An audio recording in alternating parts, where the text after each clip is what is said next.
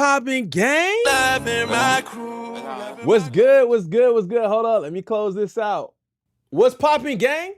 Let me know when you guys pull up to the stream, man. I appreciate you. I'm trying to do these on Saturdays if I can. I definitely want to try to make it consistent because I think we had a really good last couple of times we've done this, man. But make sure y'all hitting that like button on the way in. I appreciate the love, man. We got a couple of different topics today. Hopefully we get some good discourse around a lot of these topics, man. Let me close this out too.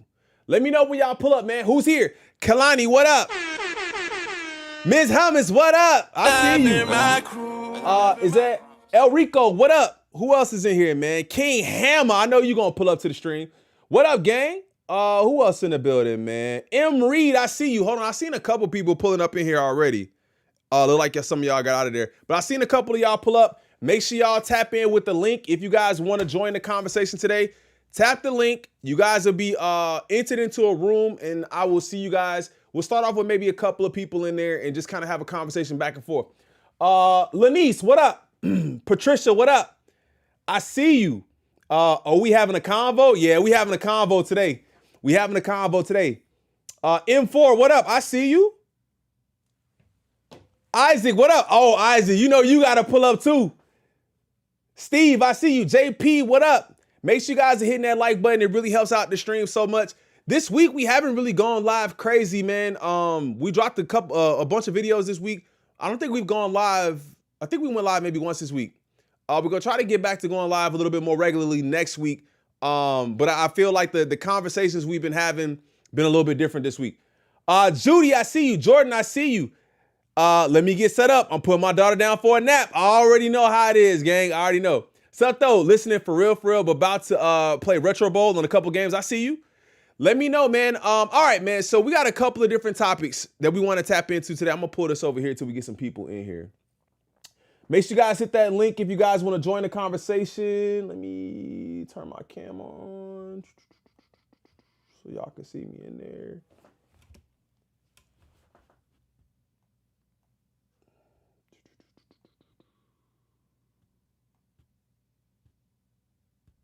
All right, bet. We good there. We good there. All right. Just notice I'm on my other account. Are you? All right, man. So there's a couple of different things going on this week, man. I haven't really had an opportunity to talk about this whole culture thing with J.Cole, the culture being watered down, because I kind of wanted to save it for a conversation that we all had together. I ain't gonna lie to you. I wanted to hear what y'all had to say about this. I know last week we talked quite a bit about J.Cole, man. What up, Noah? I see you. He said I hit the like button twice. I appreciate you. We talked quite a bit about J.Cole, man. It was very interesting to see some of the different types of viewpoints on J.Cole as a whole. When we talked about his mask and wearing the cape and all of that, man, we had some really good conversation around that. So we're going to be talking about that today. I'm going to play the clip. At some point, I'm going to play the clip. We're going to listen to it. And then that way you guys could tap in and let me know just so it's fresh in your brain. But again, today it's about y'all. It is not about me, okay? It is not about me today. So I want to hear from y'all as usual. Let me click off of this too. Bet. It's not about me today, man. I want to hear from y'all. I want to hear what y'all got to say about this. Y'all got to remember that. All right. So we're going to get into that. And then we're going to talk about this Pooh Shiesty, everything that's going on with Pooh Shiesty, man. I really need to hear what y'all are thinking about that too. I think it's probably James. What up, my boy? Hey, you can tap in too, James. JF, you can tap in too. I want to hear what you got to say about J. Cole and his culture and his words on culture. What was I gonna say? This Pooh Shiesty thing, I feel like it's probably one of the worst decisions I've ever seen made by a human being. I ain't even gonna lie to you. Probably one of the worst decisions I've ever seen made by a human being. I said everything I felt like I needed to say in that video yesterday, but I know a lot of y'all probably got something to say about it too. So again, click that link at the top. You guys can see it's pinned up there. We have nobody currently in the waiting room. Let me know how y'all feel about it. I am going to go ahead and play this video. That way we can kind of get a refresh. Let's see, man. Let's see. We're going to get a refresh. We're going to see what he's talking about here. I just think this whole culture thing, it comes from this sort of, you know, I don't want to say subset or niche online sort of presence on hip hop, but I just think that that word is such a broad and You know what I mean? It's such a, well, they've minimalized. It's an empty word now. Yeah. It used to mean something. Now, you know, I don't want to say subset or BL, niche, I see you. online sort of presence on hip hop, but I just think that word is such a broad and, you know what I mean? It's such a, well, they've minimalized. it's an empty word now. Yeah, it is. It used to mean something. Now it's just a buzzword that don't mean nothing. And actually what y'all are speaking about is bought and paid by paid campaigns or motherfucking bots or we gonna have to cut something out. Yeah, I'm telling you. nah, for sure. Or just the algorithm. Yes. Even if it's not paid, it's like, yo, the algorithm is, so it's like the word culture is like, yo, it hurts me to see. But it's like, yo, the second, you know, slang used to mean something. Like, yo, like when we said some shit in our area, like I really feel like in Fayetteville, we was it ain't nothing ill to claim, but we was like the first niggas in the world. Like now it's like, talking to, we was doing this way back in the days, like, and people thought it was so weird, and now I see people doing it. And it was like, if I'm talking to my homeboy, I don't do this anymore, but we was kids.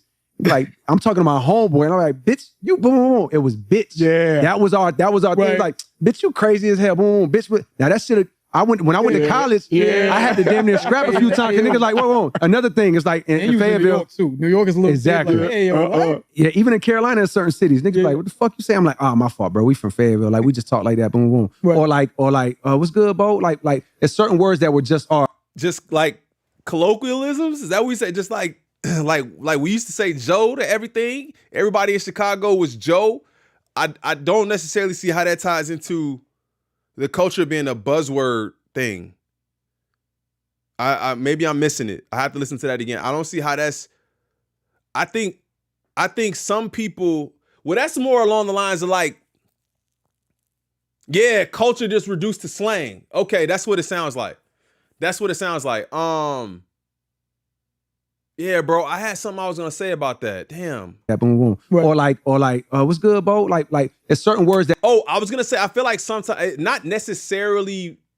Maybe it still is, but not necessarily like virtue signaling when people try to use culture in a sense to try to gain some sort of, I feel like sometimes it's used, and I feel like sometimes it's used in the wrong, like it's used for the wrong reasons. You know what I'm saying? When people start talking about culture, it's like, what are you saying? Like maybe you don't even understand what it is. Shout out to, who is that, man? Shout out to Josiah Lewis for the 10. I appreciate you. He says, this is why Cole will always be my GOAT. He just like me, for real. Chilling at home, watching reactions. Who else out here shouting out reactors like that? That's so dope, man. He's probably seen one of your reactions too. Honestly, I feel like he probably has. I feel like he has. But thank you so much for your 10, man. I appreciate your donation. Let me get through this. We still got nobody in the queue yet. Let me listen. I want to hear the community talk about this. And it hurts me to see. But it's like, yo, the second, you know, slang used to mean something. Like, yo, like when we said some shit in our area. Like, yeah, so that's basically what he did. He reduced culture to a slang term. That's kind of weird. Reducing culture to a slang term. And low key, as a fan, I'm a fan of Cole, man. I'm a fan of Cole. Like y'all know I am. But I see how people were saying, like, when Dot said, I'm with the culture feeling. Excuse me. I can see how some people might have said something about that. I'm about, bro. Let me know if you want to tap in. Go ahead, tap in. Just hit the link at the top. It's at the top. Hit the link. Tap in. It should be pinned, right? The link is pinned. If you want to join, just click that link, and then I'll see you pop up here. We'll go ahead and we'll add you to the stream. That's kind of weird. I feel like in Fayetteville, we was it ain't nothing ill to claim, but we was like the first niggas in the world. Like now it's like talking to we was doing this. No, you don't need a camera. You don't have to be on camera at all. Turn your camera off if you don't want it. You don't have to have a camera at all. You don't have to even be on the stream. It's way back in the day. I see M. Reed report. Let me finish the video. Let me go ahead and bring you in, fam. Hold on. I brought you in. Give me 1 second. I'm gonna mute your mic. For sure. And then let me go ahead and finish the video. Like, and people thought it was so weird, and now I see people doing it. And it was like, if I'm talking to my homeboy, I don't do this anymore, but we was kids.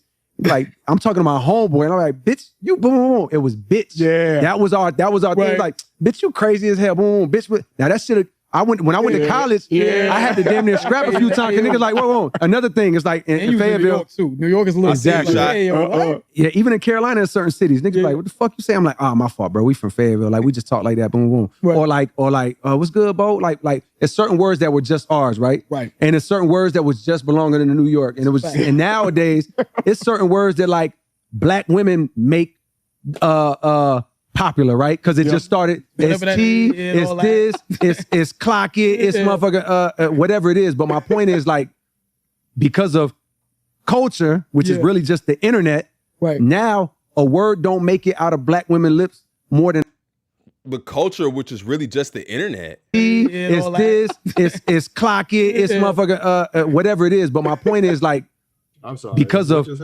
culture, which is really just the internet, right? Now a word don't make it out of black women's lips more than a day or two before it's already and snatched up. And next thing you know, there's a white girl in Oklahoma, like, oh girl, okay, body tea, face tea. And it's like, and she has all right because the culture is just the internet economy. You know what I mean? So it's like, oh man.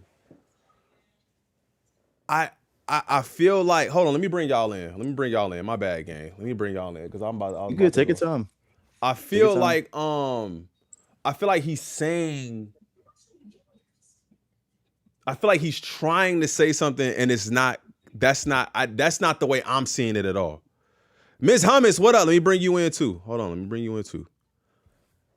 The culture being a buzzword thing, and the culture being the internet, is so far from true. The culture gets introduced. We use the internet to kind of, we use the internet in a sense to spread the culture. And when people latch onto it, whether negatively or positively, I don't think that's not the culture being the internet. Isn't that weird? My bad. Isn't that weird? What y'all got to say about that? What's up, Miss Hummus? What up, Emery? What up, Midas Crisis? What up, King Hammer? I see you. What do y'all think about that? Who want to take point? If not, I'll go. Y'all can go first. Well, y'all can go first. It doesn't matter. Whoever goes, we'll all mute up. Yeah. We'll all mute up. I'm muting up. Yeah, I can mute up now. All right, I'm gonna take point real quick. Culture wasn't really a word that was focused on until we heard it all in Euphoria. Let's just keep it a bean. So when Kendrick said, "Oh, I'm with the culture feeling," that brought the word back into the conversation because a lot of people weren't really focused on the culture. That turn up era, we weren't even thinking about culture because we were too busy turning up in the parties, turning up. Like, we care more about the culture now because we're older. We're out of that mindset. We want to not only better ourselves completely at this point, but a lot of real hip hop listeners have always been worried about what culture is and how to maintain it and how to nourish it. Like, Nas has been speaking on it forever. KRS-One, Rakim, all the greats have been speaking on it forever.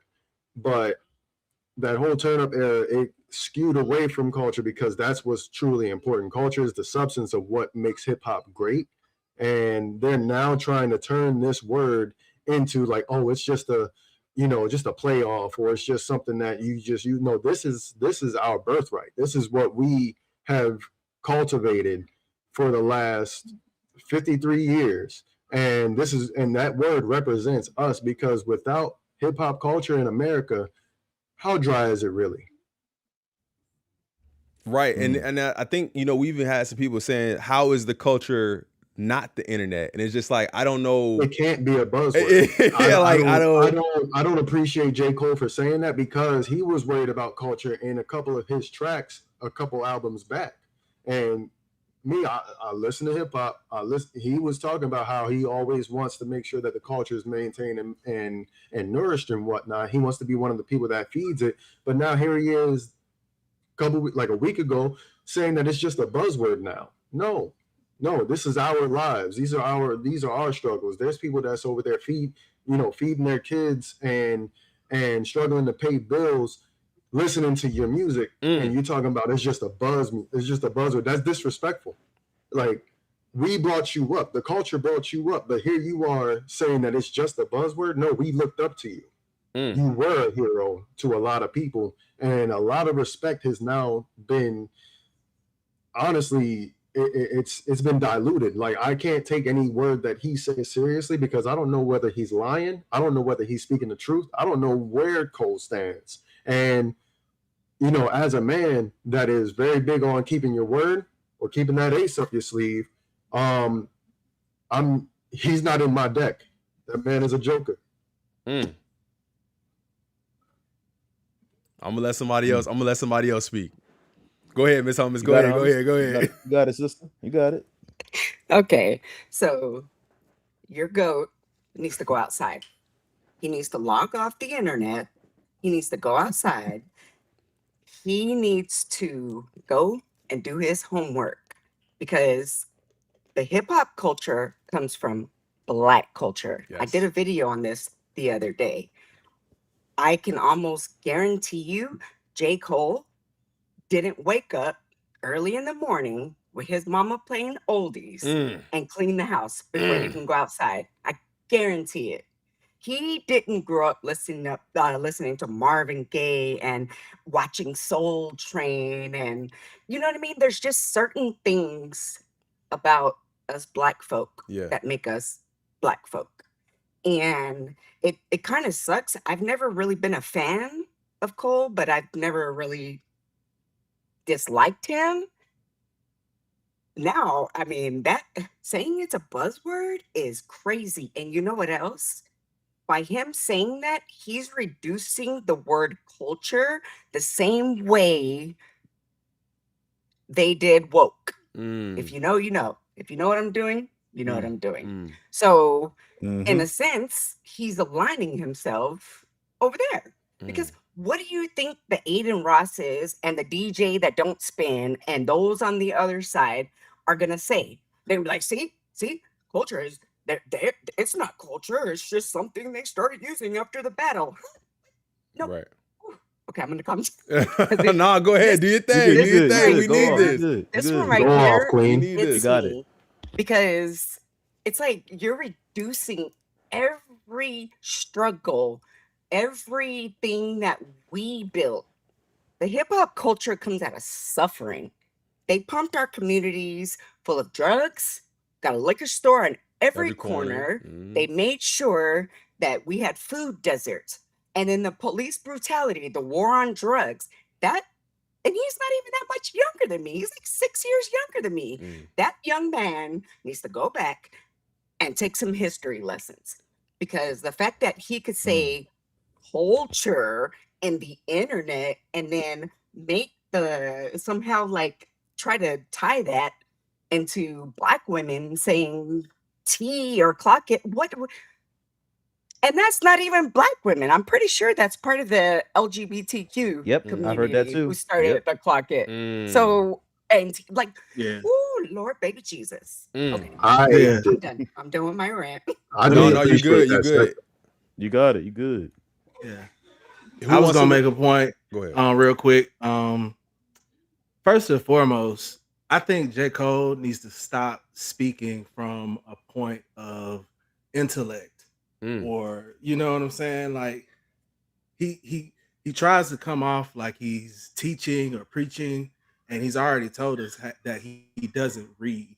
You know, he doesn't engage with education to the extent that he I guess portrays when he does these types of interviews. And like when you look at the definition of culture, it's literally the way we live our lives. Right. It's how we eat our food. It's how we speak language. It's how we dress. And so for him to go online and make these kinds of statements because he lost, or excuse me, because he decided not to show up to a hip hop battle, it's insulting to our intelligence, to our experience as a people. And the only culture he's talking about is hip hop culture. Right. And he's trying to reduce hip hop culture to social media banter. And more than anything, he could take a lesson out of Kendrick Lamar and just stick to the music, bro. Like, stick to the artwork. You know, respect the art form. And for him to consider himself one of the leaders of this time period, one of the leaders in this hip hop culture, he self-proclaimed himself the big three. He's not approaching it from a level of accountability. This is the culture you've helped create, and now you're literally speaking on it like from a place of trying to put it down. And it's sad to see, because I'm not gonna say I was a fan of Cole. I appreciated his music, but more than anything, I think he's a representation of what's wrong with hip hop, where it's not like he's clearly showed us how inauthentic he has been as he's approached his persona, his brand, his identity. I don't want to speak on it from a place of his mixed heritage, because I think that's low hanging fruit. I'm really just gonna just go off of his own behavior. Like, he's promoted gun violence, he's promoted the over sexualization of women, and for him to kind of turn around and act like he's holier than thou, it's really disgusting. I think it's also an issue of timing too, right? Like the culture being what it is now. You know what I'm saying? Yeah, absolutely. From his perspective, it's turned his back on him. Right. And he has no one to blame but himself. I apologize for come on, don't apologize for that. that. You good, man. You good. Don't apologize for that. You straight? I was gonna say we all got babies. At the end of the day, it's like I don't think he recognizes how he's coming off right now. I agree that he's detached. He was doing a lot better when he was just in the background, just writing raps. Honestly, like when we didn't hear from him and the thing is, I get the want and the need to feel like you need to connect with your audience. And I think that's what the tour was, the driving around and reconnecting and signing records and meeting people face to face. I think if you had just stopped at that was cool.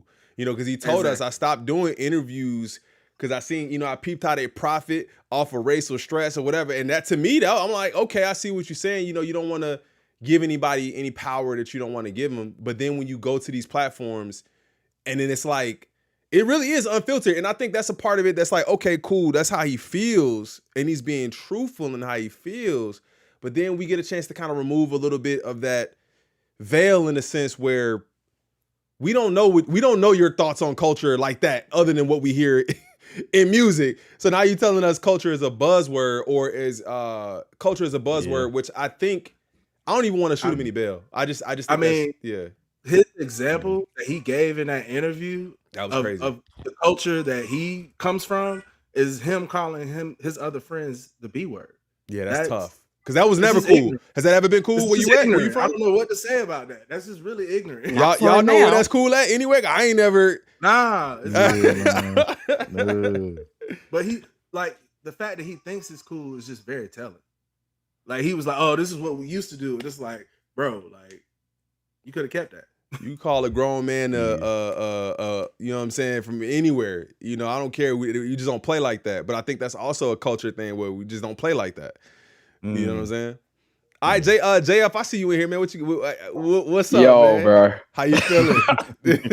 I'm good, man. How are you? I'm great. I know you said you did a video on this already. I really want to hear what you got to say about this too. Oh my gosh.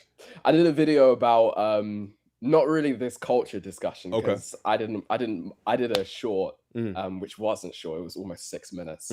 But I pretty much focused on the other thing he said about like, oh, I don't actually believe I'm the best. Yes. Yeah, which I did not appreciate. But yeah, the culture thing I think is super interesting. I think in a lot of ways it ties to the whole I don't believe I'm the best thing, right? It's like living your raps, basically. Yeah. like in a lot of ways, Cole talks all of the time about being the best, and then has turned around and been like, oh yeah, but like not really. And then in a lot of ways, this whole culture discussion, the way Cole talks about culture in his music is inconsistent with what he's saying now. Like, I don't get what he is trying to achieve or has been trying to achieve with this press run. I think especially with the I don't believe I'm the best thing, because Cole stands were like, oh, like rap is WWE, like nobody believes what they're saying. Right. I'm like, what are we talking about? So we're saying that Cole doesn't believe, because J. Cole is a persona, he doesn't believe Wet Dreams, or he doesn't believe For Your Eyes Only. Like, let's be so honest. You could even have a rap persona and still believe in it. Right. Like, it's like right. It's not one or the other, right? Exactly. It's not mutually exclusive. So people trying to rewrite hip hop rules because Cole doesn't want to believe he's the best. Like, yeah. Cole's been annoying me all week, bro. Yeah, I don't know what he's trying to achieve either with the press run. I feel like I do. I just don't think it's working. Right? Like I feel like I get the let me open up. Let me, you know what I'm saying? Let me tell you about how I've been feeling. Let me tell you about some of the way I view how some of these things have gone, right? But I just don't feel like it's working. Like it's just like I don't know who you thought your fans were. It's almost like you didn't know. You know what I'm saying? Because if you knew who your fans were, the going back to what we talked about last week, ask me if I feel like I'm the best rapper right now. What? You know who your fans are? Like talking about it's like you can't, you just can't say that. And then the culture being a buzzword, I was gonna say I'm not trying to shoot on bail. I feel like maybe he was trying to say something and that just didn't happen. Like it didn't come out the way you thought it was. But culture being a buzzword in no way should ever leave your mouth. Pause. Absolutely not. Wasn't he a communications major? Oh my God. He is a communications. He said exactly what he wanted to. That's tough. This is what I've seen people talking about. A degree, I love has it. A pen, unlike a lot of people out today, he should know what to say. Okay, he should. That's I don't disagree. I don't disagree. To me, it sounded like, I don't know if he was taking a shot or if he was just trying to reference, but that was like something deleted. That whole "ask me" thing, that was just, it was weird. Oh, like, ask me. Who does that? Yeah, you know delete it. Yeah, deleted do that all the time. His whole thing is ask me. Let me respect this dono real quick. Politician, what's her name? I'm sorry, politician. Delineation is happening for Black Americans. Do you think it's happening in hip hop to some extent? You mean like a separation of? Is that what you're saying? Let me know in the comments. He doubled down and called it empty. Come on, crew. He's almost sound like he's glazing Lawbury, and all of his talking points are from that perspective. The ask me was a reference to Deleted. Somebody said that in here too. Cole tried to take down Deleted's videos. He wanted bread soft. Man. All right, does anybody else have any other comments on? Go ahead. I'd like to say something. So as far as the whole culture thing, I find it weird because like it is destructive, it is dangerous, because let's not forget the culture you're speaking on. Is this not the same culture that last month wanted to get Jack Harlow the fuck up out of here? Excuse my language. Like, is this not the same culture? Us Black people, did we not get on La Russell's ass for that heaven sent shit?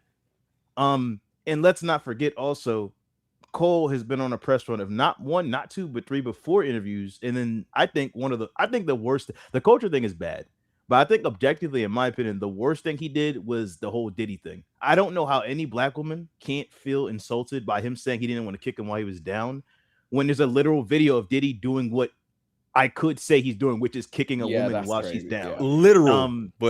And it's also strange because we look at, like, we talk about the reset. The reset is the post the events of the battle. Exactly. And how you're seeing all these people doing these things. You're seeing all these great albums and whatnot. You're seeing Schoolboy Q, which Blue Lips seemingly is getting even more reception better now 2 years later than it did back then, because it was a great album then, but I think people are catching on to it being one of the best albums of that year. So we got that. We got the Clips album getting celebrated last year. We got Keem on his tour getting celebrated. We have Cole himself going on tour that's going to be celebrated. We have Doechii, Tyler, et cetera, et cetera, et cetera. Coast Contra doing cypher freestyles at a freaking table. Oh my God. Like, we have too much things going on that are very positive. So when you say the culture, it's like, so you basically just dumbed everything that you minimized everything down to Elon's Twitter, your algorithm possibly, which I would assume that's what you're seeing. With that point, there are talking points to be had about the culture. Because look, we're not gonna sit here and act like everything's perfect. It's never been. But it's important to establish what's here and what's rooted in what we do, because we have to protect it. So when we're defensive about even the whole gatekeeping situation, I think the culture was valid for getting behind Glasses Malone when Glasses was saying what he said about Aiden Ross for what he said about Doechii. Facts. This is the same culture. All the things that you're saying under the umbrella of the culture, this all applies to us because we are the culture. Isn't these numbers? It's not even Billboard articles. It's us. It's the people. So when you say the culture, you might think, oh, well, it's just page streams and bots and whatnot. It's like, that just sounds like a lot of the things that are already being established by your boy that you keep promoting his album in his interviews. It almost sounds like a confusion of the two. It's like, you think you're talking about the culture? Like, you think that's what the culture is? Like, there's no way that you could think that's what the culture is. Very strange, because let's not also forget, when I hear talking points like that, first of all, I think it's bad either way. I wonder just how much people would be offended by it if instead of Cole being a rapper, instead of him being who he is, I think everybody immediately would jump out the window if they saw, someone like who isn't of the culture saying those exact talking points. And I also think it's a very destructive, considering where America is at now with a lot of things. It's like, we don't need this whole conversation. This has been the biggest week, other than the Pooh Shiesty Gucci thing, which is his own thing. This has been the biggest thing this week.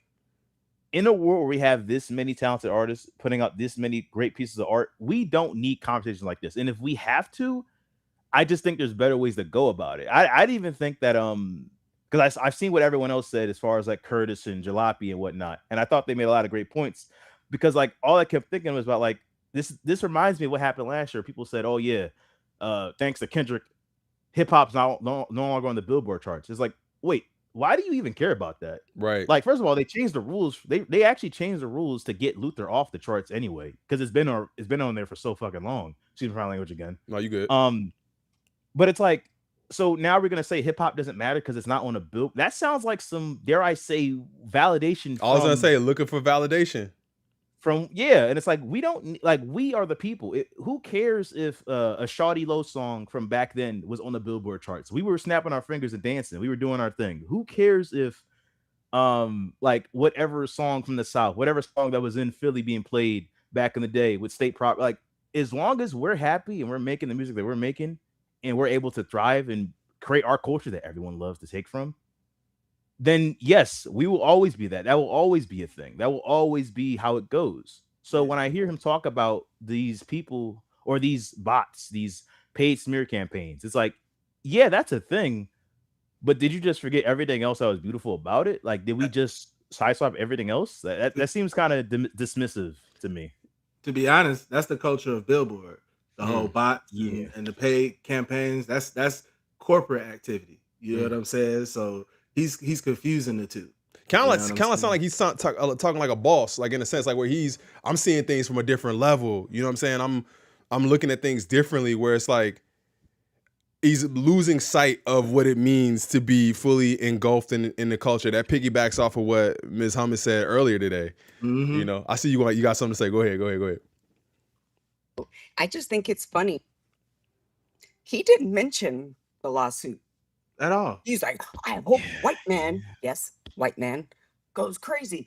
Boom, boom, boom. Him and his boom, boom, booms. I swear to God, fight on sight. I'm so sick of it. Anyway, what about the lawsuit?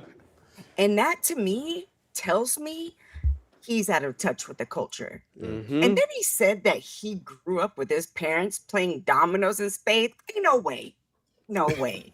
You did not grow up with your parents playing dominoes and spades. Boom, boom, boom. It's like he's wearing a persona that he thinks the culture wants, but he's not getting the response from the culture. 1000%. So now Yes. it's an internet thing. He loved the culture, post him apologizing. He loved the culture then. He's obviously online watching YouTubers. It's just J.Cole needs to take some ayahuasca. And cleanse himself. He needs to have a spiritual awakening and discover themselves, because neither one of them Negroes know who they are. I'm gonna say this too, because I do want to put this out there.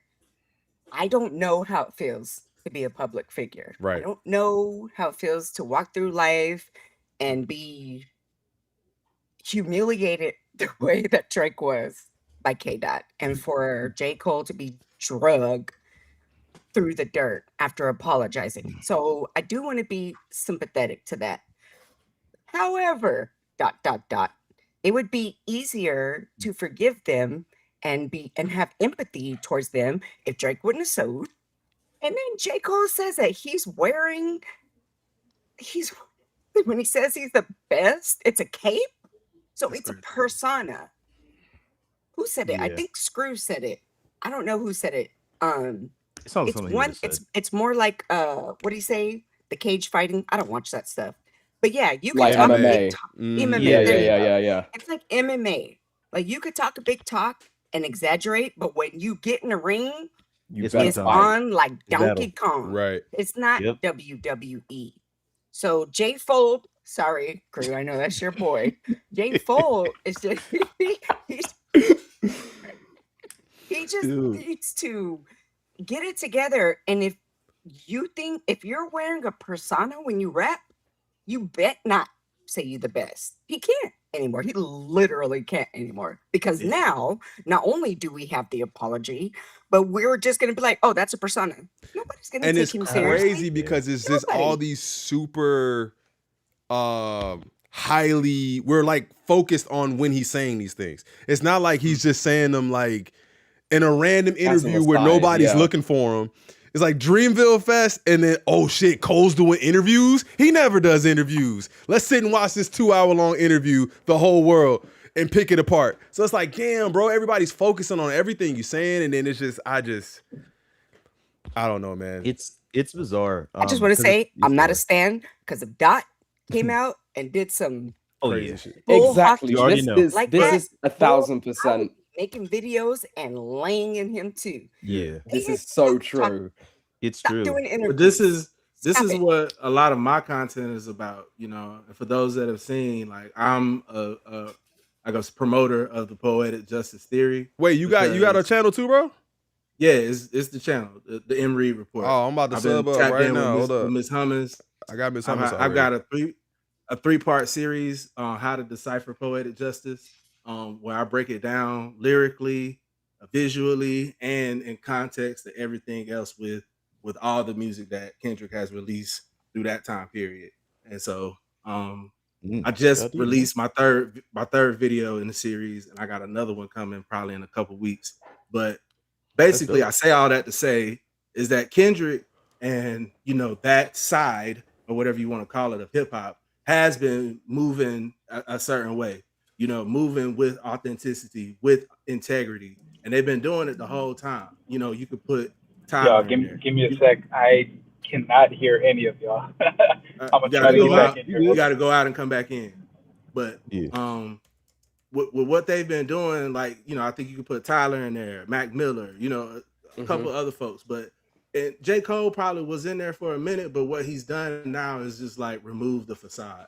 And what Kendrick did with Poetic Justice and other songs like the Heart series, like he's shown us how, you know, it's all about being authentic. It's about being real. It's about telling your story, not a story that you think is gonna sell. You know, not a story that you think is gonna make you look cool or make you feel adopted by people you don't know. You know, at the end of the day, it's all been in the music. It's all been in the movement and how hip hop has been since day one. You know, I kind of came into hip hop with Mos Def and Lauryn Hill. So I'm from Atlanta. You know, I was in the club as you said, snapping and leaning and rocking with it and all of that.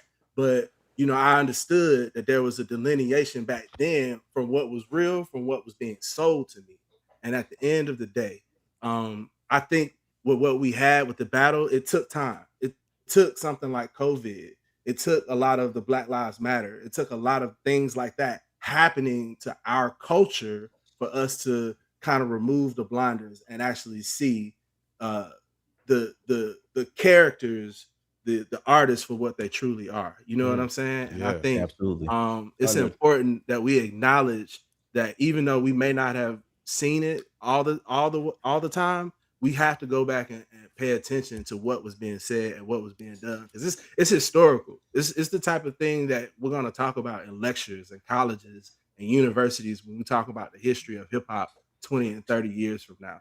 Is not just this battle, but what Kendrick and others like him have done, you know, from the jump. I think it's very important. Like with Mos Def, we want to talk about us being at war. Mos Def has been talking about the corruptness of this country and for 20 years. You know what I'm saying? Yeah. So I know a lot of people, I put my face on the camera to show y'all how old I am, but like a lot of y'all may not be familiar with that. But at the end of the day, hip hop. How old are you, Reed? Pushing 40. You know, I'm pushing 40. Boy, bye. I'm old enough to remember Freaknik. I'll say that. So that's my culture. You know. Are you old enough to remember breakdancing? Yeah. And the I used to Adidas breakdance in school. I was in elementary school breakdancing. So I wasn't doing it. I wasn't breakdancing. I ain't gonna lie like to you. I ain't gonna break down. And that's like a lot what Glasses was talking about. We had our own thing. We had our own culture. Like I'm in Atlanta, we was popping in the 90s. You know what I'm saying? We had our own dances. We had the ragtime. You know what I'm saying? The freakum line. You know what I'm saying? What y'all know about footworking though? The yeet line, you know, that's where I'm coming from, you know. And so I remember what hip hop did for me and for my community, even from back then. And I'll never sit up online or anywhere and try to, you know, reduce it to just what people are talking about on the internet. It's crazy, you know. Like, have y'all been to one music fest? You know, like that's what it is, you know. I remember, you know, going to the movie theater to see Dave Chappelle's Block Party and seeing examples of that, you know, on the big screen. And if that's not culture, I don't know what is. You know what I'm saying? So basically, you're saying it's not the internet. It's the internet is a part of it, but to say that it's all that it is because you don't like what's being said, you're just stuck. That's all you're seeing is the internet backlash, and that's now you believe that that's all that it is. But like people say, bro, you got to get outside and touch some grass, and he just finished touching grass. It's honestly, that's how you know, like, this whole he don't think he was the best. It's a facade. That's a lie. It was always a facade. Because for him to go his whole career talking about he's the best, and then when it's like a moment where it's no question that he's not the best, now he wants to be like, you know, I wasn't going for it. No, like, what? You're not fooling nobody. it's really sad. The thing that really frustrated me about it is, okay, number one, you don't have to choose to have this mentality on features. Multiple people do feature runs without the mentality of being, I am unilaterally the best the whole time. So to then turn around and then act like we're stupid for believing you is so crazy. It's ridiculous. You choose to have it as your persona. It's like the Laresso thing, right? We're stupid. Yeah. Y'all just don't get it. Is it? Yeah. Y'all, where is the PR team? You know what I mean? Like, I'm so where's they try to sound intellectual, and y'all are just coming off as stupid. Laresso, go talk to Glasses. Go talk to you. Have access, bro. Just listen to your engineer. You have so much access. Yeah, listen to the engineer. Just listen to your engineer. What are we doing here? Nah, for sure. Both of them fight on site. You know what's bad? Laresso fight on site. You know what's also bad? Hands. I can't, because I know it's always gonna go back to the three. It's the three of them. I can't help but think it's awkward for one guy to say the culture's a buzzword, and then for another guy to get on stage being like, "I'm what the culture feeling." That's what I Hip hop said. will always be right here. It's like these are like two different worlds. It's like one guy is proud of, and granted, he's getting the accolades. He's getting all the success, but it's like he's proud to say, "Yo, I'm proud of hip hop. I'm proud to put people on my album. I'm proud to be of the culture. I'm proud to represent this culture." The other guy said, "Man, that shit's just algorithm." I was like, "Wait, how does this not? These two things don't connect, and they don't have to share the same opinions. These are two different people, obviously." But I thought y'all came from the same crop. I studied battle rap for a Because living. I studied back rappers for a living. You know what? You know what makes it Studied even battle. worse? You know what makes it even worse is like Kendrick has actually gone more into detail on stuff like Watch the Party Die and on Whacked Out Murals on what the actual problems in the culture are. He's holding in contention that there are problems, but I'm still having it on my back. Whereas Cole has not done the work and is also saying culture is a buzzword. Like, what are we talking about? I'm gonna say because this. Cole felt like he lost. Sorry, I don't want to just up. What's up? What's Are up? you good? What up, John? What's up, man? What's Welcome, going man. on, bro? What's up? The reason why those two sees the culture the way they do is because they feel like they lost the culture, and Cole feel like he lost the culture through the algorithm, the people's opinion about him on the internet. The problem is with him saying that, I think he needed to do what he did with the trunk sale to see that the people still love him and respect him. But by doing that, and you saw the love and the reception you got, why did you come back and say what you said? And I think, because he said the same thing, if you listen to Clouds, I'm a big Cole fan. So if you listen to Clouds, the same example he gave in that interview is the same thing he said on Clouds, one of the songs that he dropped after the battle. You got a specific bar? Because I'm trying to get what you're saying there.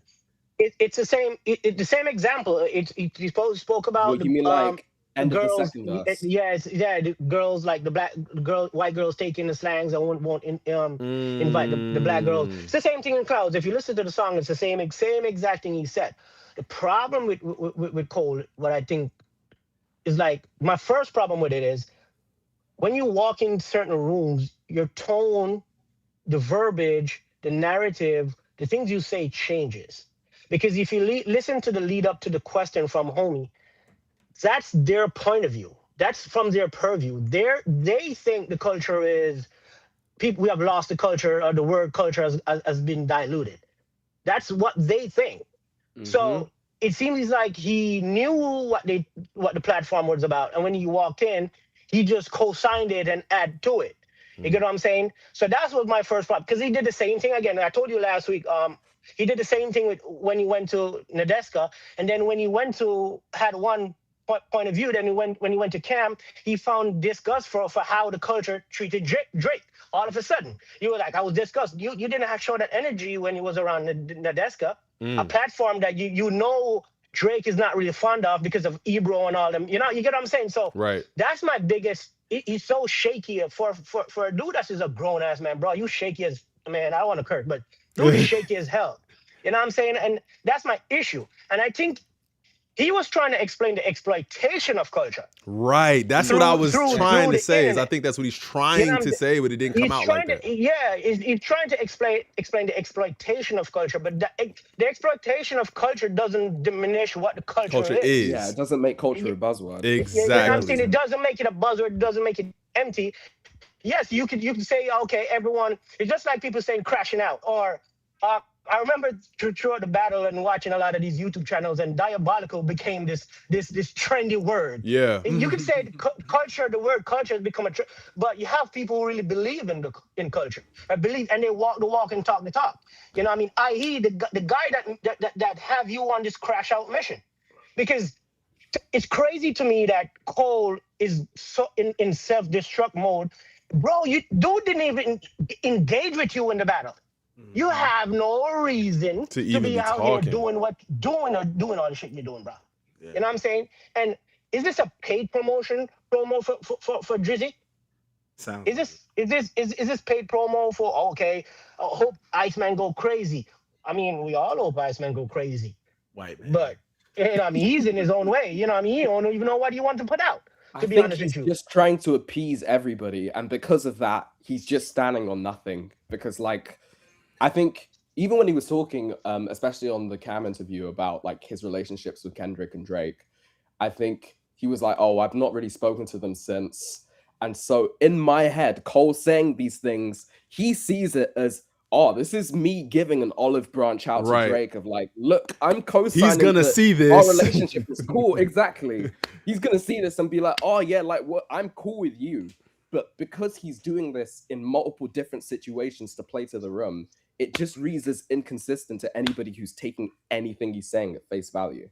Yeah. so you're trying to save these two guys, two grown-ass men. You're trying to save them, right? Still trying to play the middle child to the detriment of your legacy. That's which is crazy. Like, bro, You trying to play the middleman, end up being the main op. Yeah, right. Yeah. To everybody. Like, I was screaming that I felt like Cole lined Drake up.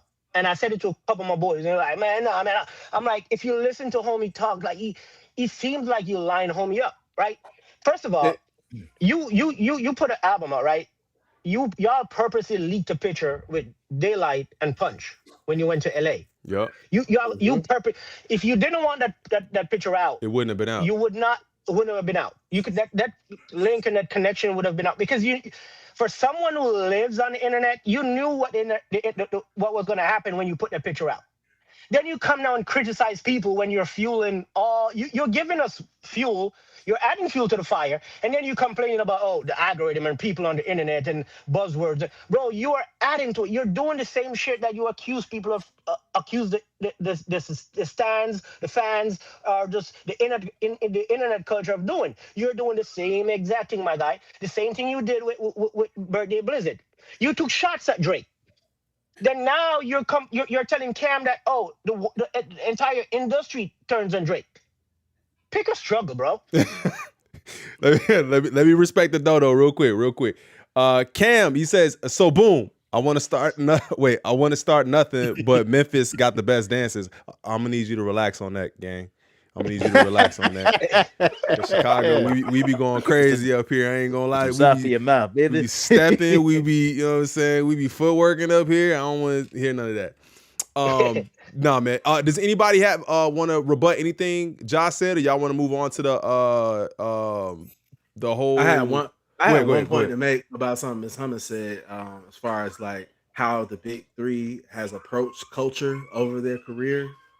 Somebody left a comment on one of my videos, and she said basically, we have to remember that Kendrick said he had a dream where Tupac came to him and told him to protect his art form. Don't let his legacy die, or something to that extent.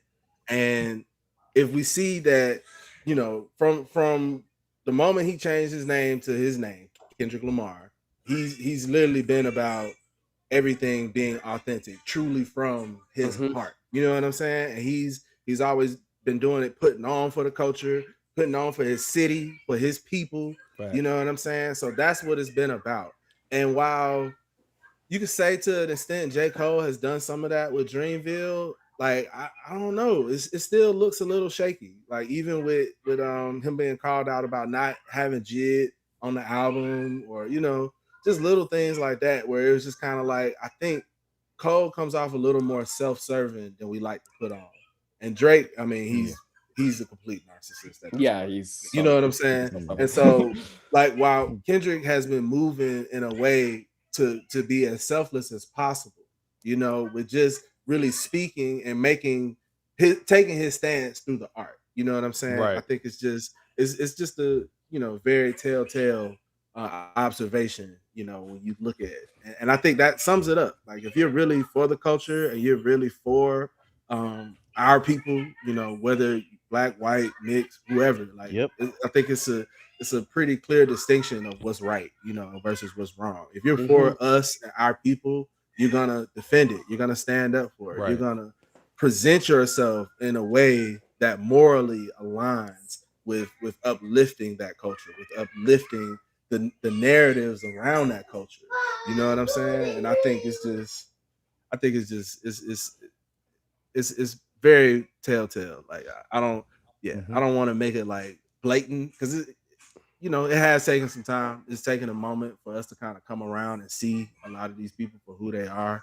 But when you go back and look at it, it's very blatant.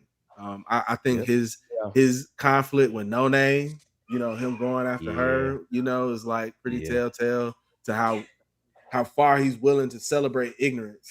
You know what I'm saying? Just to get his point across, just to prove himself right. And it's that doesn't align. Yeah, I even think of like for me, it's two parts, right? I think to add to your point, I think Kendrick also on pretty much every album has died on this hill as well. Like if you even think about the whole way that Damn even came about is from that Fox News clip that's about To Pimp a Butterfly, like that's about him standing up for Black culture, and the whole of Damn is basically a crash out of like, oh, like you guys are saying that I'm not like actually putting the culture on my back when that's what I've been doing for the last two albums, right?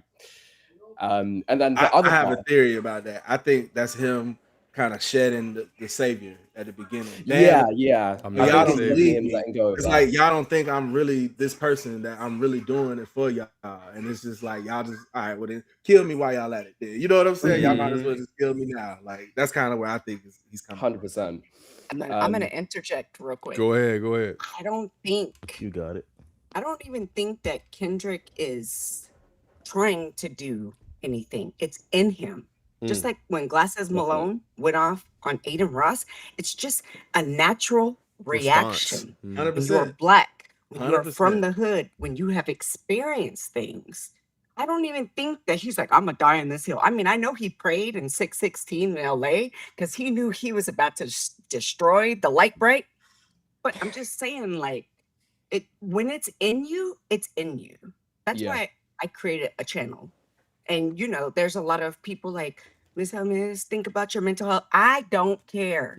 Come at me. This is too important. Yeah. So I don't even think, especially West Coast. I'm from the West Coast. You don't even think about it. It's reactionary. Right. It's in you.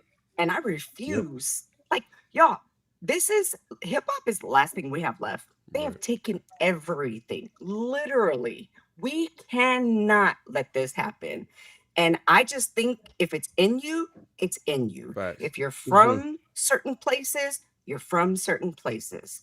I know I'm light bright too. But I grew up around my Black side. My mom blackity black. Look at this guy. Okay, she's blackity black. So for the record, I'll show you a picture. But I mean, it's just in you, right? It should be a natural reaction. Facts. That's why you see Curtis King's light bright. And he has passion. Yeah. Glasses is light bright. Right. That's why I be saying, man, y'all gotta stop. Y'all gotta change the whole thoughts on light skins, bro. Y'all talking about we acting light skin. I'm like, bro, hold up. But the guys, the face of the light skins is not making it easy. He not though. No, he ain't the face of me though. Hey, hold up. Oh my God, both of them are giving us a those two major representations that you guys have. This is true. This is true. Major representation. I think the colorism is ain't it though? I'm telling you, the colorism be pissing me off, especially in the comments. I be like, wait, because I'm light skinned, now I can't have this opinion. Y'all are wild. It's just a deflection, yo. Crazy. I think it's an excuse to really ignore morality. What's right and what's wrong. Making it about black and white when just it's like, no, this dude is foul. Like I'm one of those people that like I don't think we should be saying the N-word, especially on like in public spaces, because even though I think it's something for us and for our culture, it kind of unintentionally invites people to disrespect us with their perspectives. And so even when he was talking about not saying the B word, I kind of said something to him where I was like, we might as well go ahead and stop saying the N word as well. And like the way people defend it, I get it and I understand it, but to that extreme, you have to also consider like what happened at the BAFTAs with Michael B. Jordan. Oh. And so when you do hear other people saying it, how it makes us feel, I think when you consider like how it was created with that type of intent, we kind of got to get to a point where we don't ignore the bullshit. Like however it's presented, however it comes to us, we got to start having a standard of morality, where colorism and misogyny and even racism doesn't affect us because of how we move and how we see ourselves. You know what I'm saying? I think that's. I know it's a lofty ideal, and I'm a hoper and a dreamer. But at the end of the day, if you see yourself a certain type of way, you won't let nobody else treat you. No, I don't know, Reed. We've been saying the word nigga as far as I can remember. 46. So to me, we had this conversation, but I will reiterate. I'm gonna keep bringing it up. I'm dying on this hill. I see you, Stu Side. Hold on, we got a couple of people that just popped up. We got Hammer, J. Tom, Stu Side. Go ahead. We're gonna try to get them in here too. If we give the word nigga away, then give that rap away. It ain't about giving it away. It's about saying, don't call me that. Always turn a negative into a positive. They used to call us that word with the hard ER, and we were like, you know what? We're going to remix it and make it ours. That's why they want to use it now.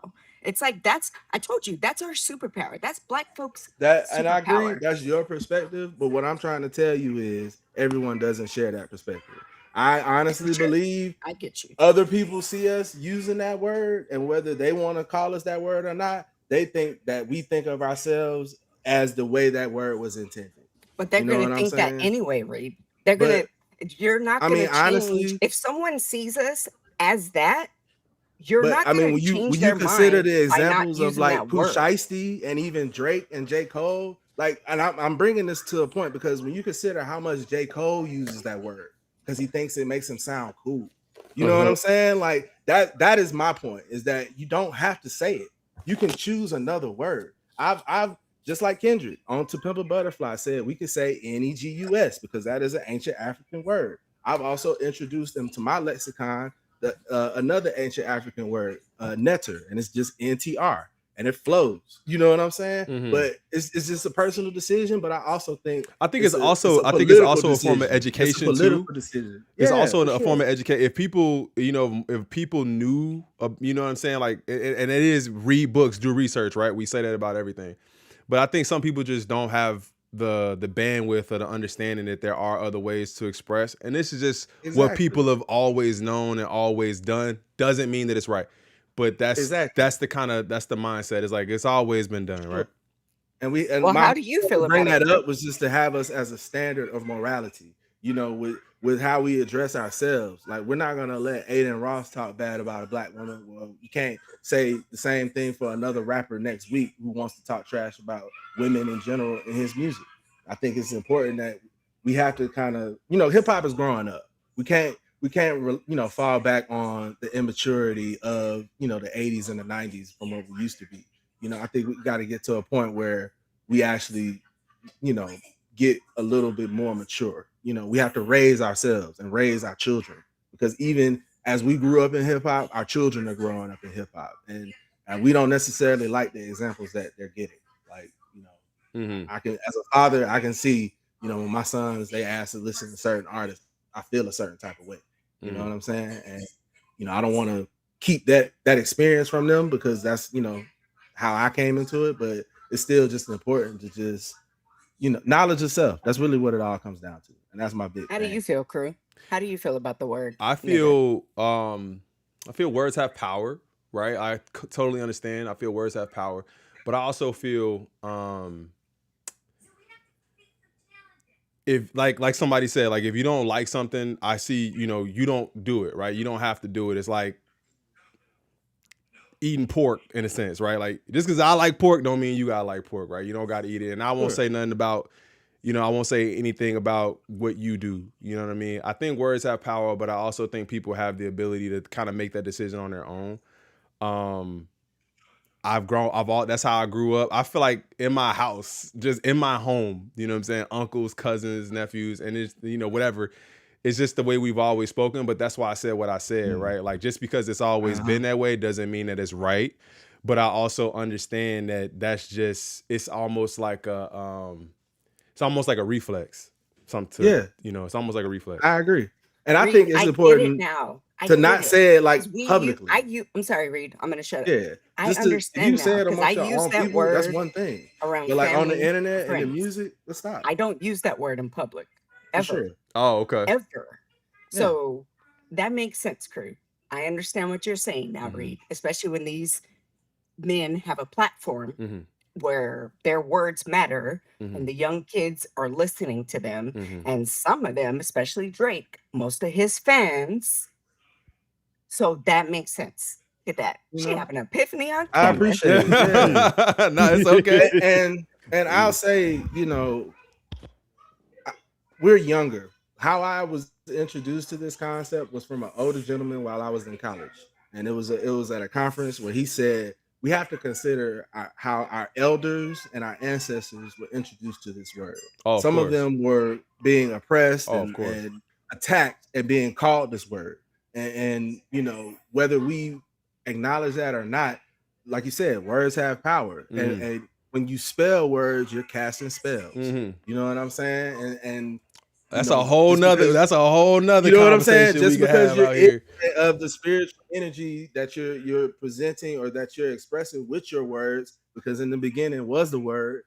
You know what I'm saying? Right. Like because you're ignorant or you're not acknowledging that in that moment doesn't excuse the intention. Right. You know what I'm saying? And I think also we have to just like the whole movement, whether you want to call the woke movement, where we were calling each other gods and goddesses and grand rising, it got a bad rap, but that's because honestly, we were trying to think highly of ourselves.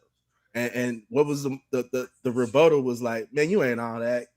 And granted, now I will say there have been people with horrible behavior that have been associated with certain things like that, but the actual intention behind the meaning of certain things, I think is very important.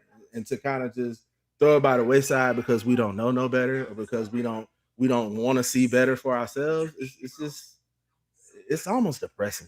You know what I'm saying? I can hear it. Like, I can hear it. I can hear it. And I think it's something that, like I said, with education, with you know what I'm saying, knowledge of self. We're talking about it. Yeah, we're talking about it. I think it's something you can make headway with. Yeah. I don't think it's something that you will completely eradicate, you know, immediately. No. It's gonna take some time. Real quick, I appreciate just the conversation. Oh, that's absolutely. Really what it's all about. Absolutely. You know? Real quick, we got a couple of new people. We got Stoopside, we got Jin in the building. J Tom is here. King Hammer been waiting for a minute. I only have space for us 6. So if anybody, I'm gonna jump out. You could jump back in. That don't mean you stay in the chat and jump back in. I got an errand to run anyway, so if y'all still on when I come back, I'll hop back in, man. Appreciate y'all. Oh, absolutely, and make sure y'all go sub up to the Reed Report. Make sure y'all sub up to Ms. Hummus as well, and JF. You on YouTube too, right? Not just TikTok. I am on both, yeah, and Instagram as well. YouTube, TikTok, Instagram, JF Musics. Pooh, how do I leave? You I got you. Don't worry about it. I got you. But stick around though. Don't leave completely. Stick around. Maybe we can bring you back in. All right, let me go ahead and get you out of here. And then let me go ahead and bring in King Hammer been waiting. Let me bring in Stoopside. Let me bring in. Oh damn! Who else could I kick real quick? J Tom. If you gotta kick me, you can kick me. You cool? It's this. Just stay in, bro. I want to try to get you back in here. Okay? Yeah, I'll jump out. All right, for sure. I got you. I got you. Ja just got here, so let me bring in J Tom. That's 5, and then Jin. We got you coming in next. Okay, we got you coming in next. Stick around. Hold on 1 second. Let me not disrespect the dono. Cam, what are y'all thoughts on Black spirituality and Black Christianity? Do you think the two can coexist without judgments? Man, I don't even know if we can have that conversation without stirring up. You don't want that conversation. Yeah, I don't think, but I so appreciate your donation. I would love to. I just don't think we can. You know what I'm saying? Like respectfully. But thank you for that. Thank you so much for that. All right, hold up. We got some new people that joined. Stoopside, are you here? Yes, I'm here. What's good, crew? What's good, Stoopside? Stoopside had a. Everybody was loving your commentary in the last video, so I appreciate you pulling up. We got Hammer back in the building. We got Ja, and we got another fellow creator in here, J Tom. Man, make sure you guys go sub up to him as well. All right, we still on the topic of Cole, right? Because a lot of y'all haven't had a chance to even say anything about Cole yet. You got anything you want to say about the buzzword of culture? Yo, it's gonna be real quick, and then I'm gonna hop off. Okay, for sure. To give other people a chance. For sure. I personally did not, like what he said, mainly because the way that I look at the word culture, I look at the word culture as an embodiment. It's what you live like Miss Hummus said, I was listening. So basically, the word culture is like if you're saying the word culture in hip hop, you have to embody it. So for Cole to say that the word culture is just a buzzword, that means that he never viewed the culture or lived within the culture. So it's like he's trying to take himself out of it. Good. And I personally like I look at that and I'm like, whoa, I view J. Cole differently now. As I think a lot of people do. Yeah. And I used to enjoy his music. I'm not gonna lie about that. But you know, certain events have changed my whole perspective on it. And that makes me like beg a question, like when people should there be a line drawn in the sand where it's just like subgenres? Should there be like a line drawn in the sand for people that embody it and the people that don't? You can kind of tell for the people that don't embody it, and you can also tell for the people that do embody it. Should there be a line drawn in the sand? I'm gonna be listening to what you guys say. Should there be? Should there be a line? I think impromptu. I think there is though. Like I think there is sort of a line drawn in the sand. Like there's some people who clearly, just they don't really embody the culture. They kind of take more from it in a sense. Right. And then you have artists like Dot and the most deafs. You know what I'm saying? That just and that's just throwing off just random artists, but artists who are really embody the culture and want to see the culture go forward. So I kind of think there's a line in the sand already, and we're really good about picking those artists out and not allowing them or not even giving them space within the culture. Like rap is rap, but that's not. It's different on this side, right? Right. So I think there is kind of a line in the sand already. Does anybody else have anything to say about that? Yeah, I think also part of it, if we're talking about Cole specifically, and I've really thought about this, especially since his feature run, because I think this is also tied to the I don't believe I'm the best rapper thing, is Cole pulls a lot from battle rap in terms of the way that he raps. Yeah. And like a battle rap aesthetic where... Pardon? Oh no, she yeah. Cole pulls a lot from a battle rap aesthetic, where a lot of battle rap is a suspension of disbelief, but it's in an arena where that's agreed in the it's terms acceptable, of right? Yeah. Exactly, agreed in the terms of it being battle rap. So if you're bringing that mentality over to records, over to hip hop culture, there's not that transferability, and I think Cole reads that as like, oh well, that's what somebody like Kendrick is doing on a Control verse, on a Like That. He's being a battle rapper in a hypothetical space where for someone like Kendrick, we saw in the battle with his follow through on Like That, that's not the way he thinks about it. Right. When Kendrick is saying on Like That, like it's just me and I'm gonna follow through and prove it, he goes ahead and does it. And I think for me, that is the line in the sand. The line in the sand of what plays into your believability is your follow through, because it's not battle rap. Like the landscape of hip hop is not the same as battle rap. And I think for Cole specifically, that's in my head where the line in the sand is that Cole thinks he can be hypothetical because he's pulling from that place. So like almost a place where we know that we say completely outlandish things over here. I'm trying to bring that to a more realistic place, and people aren't accepting that, or maybe I misunderstood. Okay. What do you guys think about that? Let me jump in. I feel like Cole doesn't understand how to separate the difference.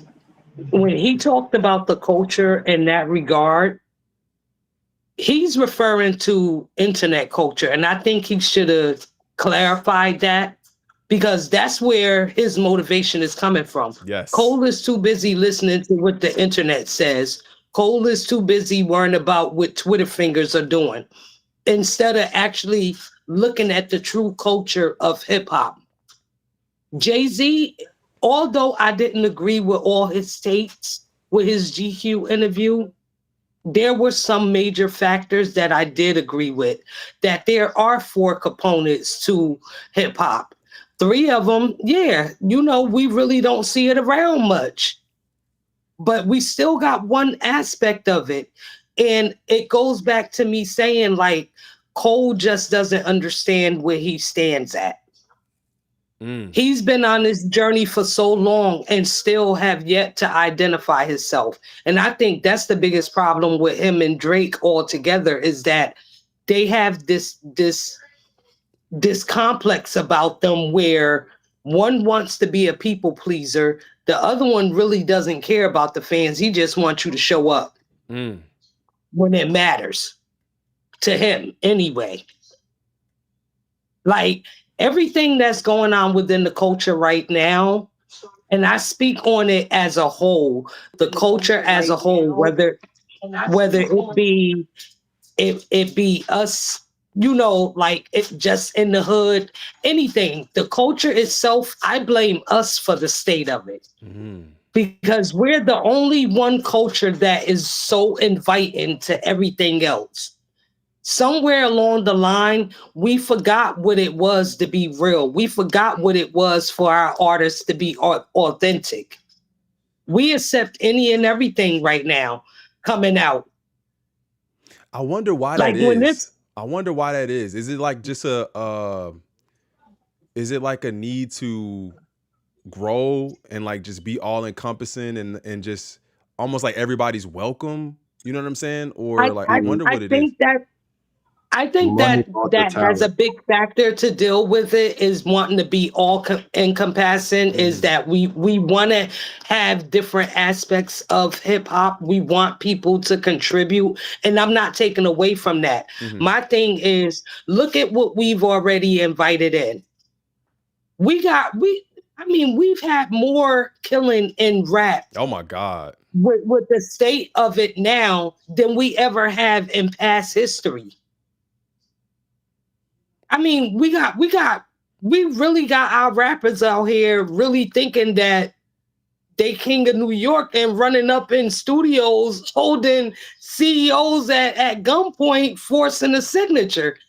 That's about the dumbest thing I ever heard in my life. Like, what are we really doing? Moving the culture forward. If we moving the culture forward with this, and again, it's not to take away from their musical talent, right?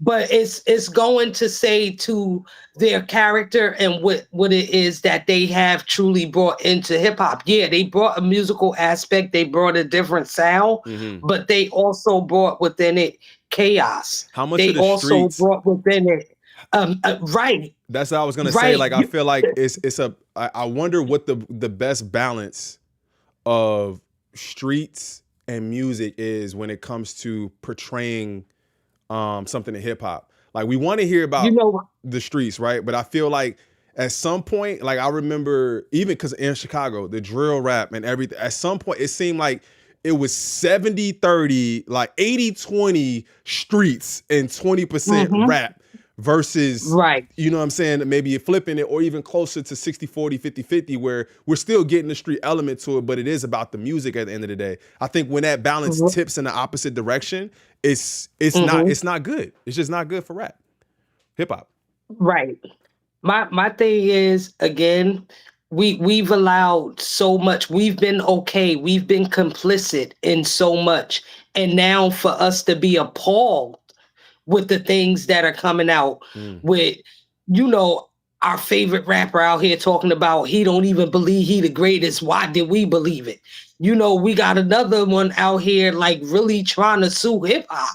That's crazy. We got another one out here running up in studios, holding people at gunpoint over like, come on now. Like, over what a are contract we really doing? you signed. Right. And again, listen, you play stupid games, you win stupid prizes. Yep. You know what I mean? Like, I don't know at what point nobody within that whole group of people had sense enough to say, yo, no, this can't be right. We're not gonna get away with it. It's got to be a better way. Something. Right. But this again, it goes back to what I said. We've allowed the Pooh Shiesties. We've allowed the Little Dirks. We've allowed the King Vaughns. We allowed them to glorify this. This is true. Rapping, the culture was meant to be a stepping stone for artists to make a better way for themselves and their families. Now they out here, it's all about getting on so you can slide on your ops. Make it make sense. At what point does it not be about the art anymore? I think because it becomes so much more about the streets, and that balance tips. So it's like, because there's an acceptable amount, and I feel like some people don't have they're not really hip hop. You know what I'm saying? They're not really about it. And it's like they have the ability to rhyme words, but they're not really hip hop. And then they end up bringing this overly street in a sense. I don't know if that's even the right thing to say, but I feel like my interpretation of it is like, you got dudes who really are street dudes that just can rap. And it's like some dudes who just rap about their experience within the streets. Or women, men or women, either way. But I just feel like the balance is tipped so weird when it comes to those specific instances, like the Pooh Shiesties and the Dirks and everything. It's just like, damn, bro, like, we want to hear about your experience, but damn, like, I don't know. I think the balance is just tipped in the wrong direction. I think that's why when Kendrick put out that song right after the battle, Watch the Party Die, I think so many of us misinterpreted what he was talking about. He wasn't talking about killing the party as in, us being able to have a good time.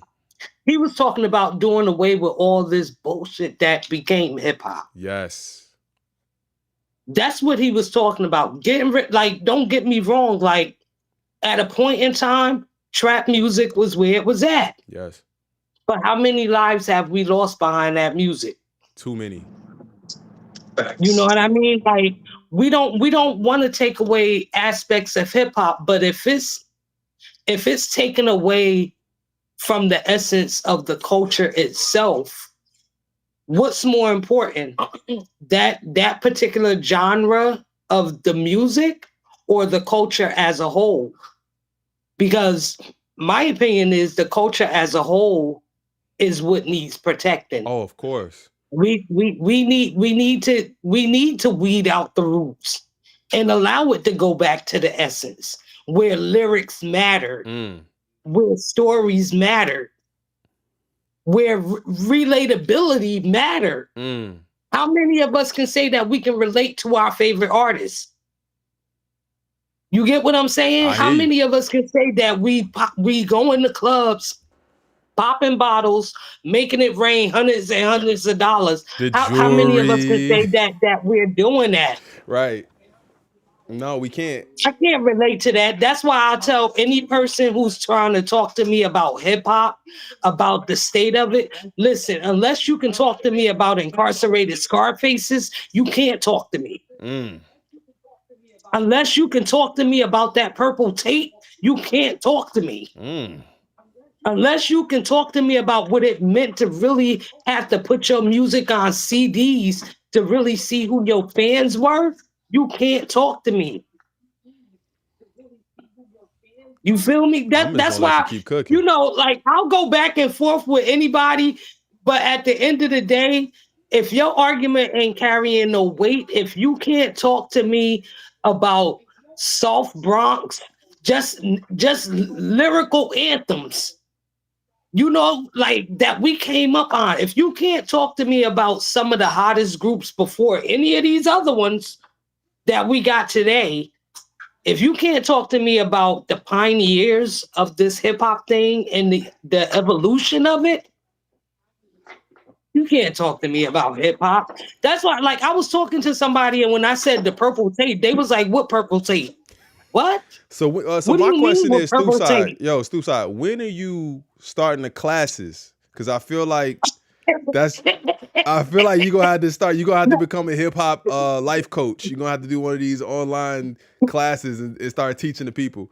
You know what's funny, Crew, is that I do have a YouTube channel. I did have a YouTube channel. Yeah, I do. And I was doing it for a minute, but like, you know, like life be lifing. Of course. You know, I had to take some time away, you know, but I'm glad to say that today I am a cancer survivor. So I'm gonna be getting back into it. Hold on. We gotta celebrate that. Chat. Stoop, what? Congratulations. Yes. Congrats. Yes, thank you.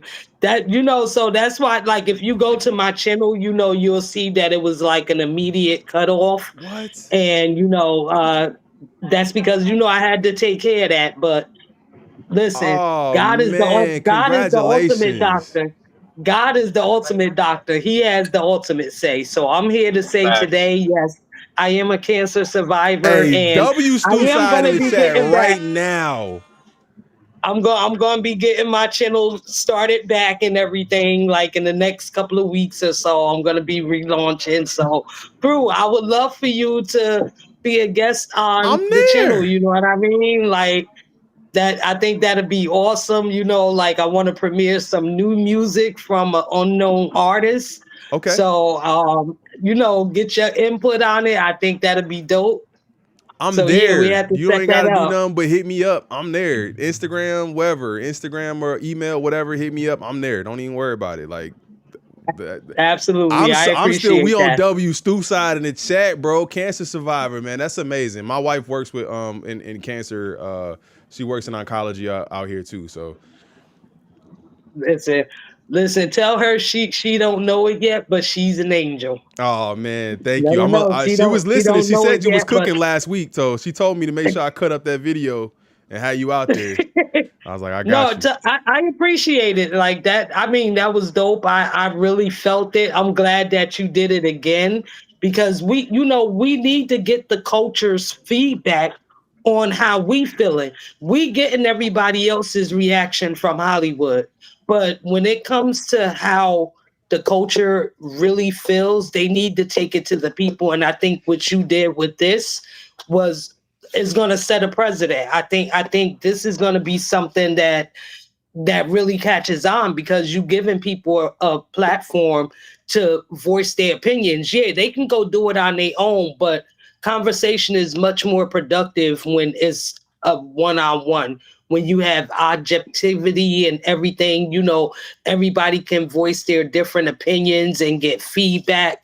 I think what you're doing right now is awesome. Thank you. Thank you so much. And like I said, I want to continue to do this, man. I've decided to call it the Culture Exchange because we are exchanging and we are exchanging our experiences in culture. And you know what I'm saying? So we're calling it the Culture Exchange. I'm happy to do this. I'm happy to do this. I love hearing from y'all. And it was since last week, we've even had more and more people pull up and join the conversation. So that's just what I want to continue to do. And I appreciate y'all for being a part of it. Crew, I'm a dip. Okay. And Stoop Side, congratulations. Thank you. I'm gonna be subbing up to your channel here in a couple of minutes. Drop your link. Drop your link. Yeah, drop the links in the comments. I will. Yeah, drop the links in the comments for everybody. Thank you guys. Like I said, when I started, you know, life was just life, and so I had to, you know, stop abruptly. But it's always been my thing to want to get back into it and, you know, really talk about what's going on from a spectator's perspective. I think it's important, like, especially if our favorite artists are looking at YouTube and getting feedback from that, at least let it be from real people that you can actually put a face to. Facts. Yeah. No, I appreciate you. I'm a dip. Go ahead, J-Time. I appreciate you, fam. Make sure y'all sub up to J-Time too. Go ahead and like, comment, subscribe on Crew's page as well. Man, the dude puts in that work. We trying, man. If y'all haven't subscribed yet, and also subscribe to JF Music. Subscribe to him as well. I God think I bless. subscribe to you on Instagram. Subscribe to him on Instagram as well. Drop the link, man. Yeah, everybody, that if link. you're a creator, man, and if my mods can do that, I would really appreciate it. If somebody could just drop the links to all of the creators, man. This is all love. I want y'all to go sub up to them too. J-Tom, we appreciate you, man. Thank you. Oh yeah, for sure. For sure, fam. All right, man. All right, dog. Let me bring him. All right, I'm gonna go ahead and get up out of here right now, too, crew. Stoopside, go enjoy that, man.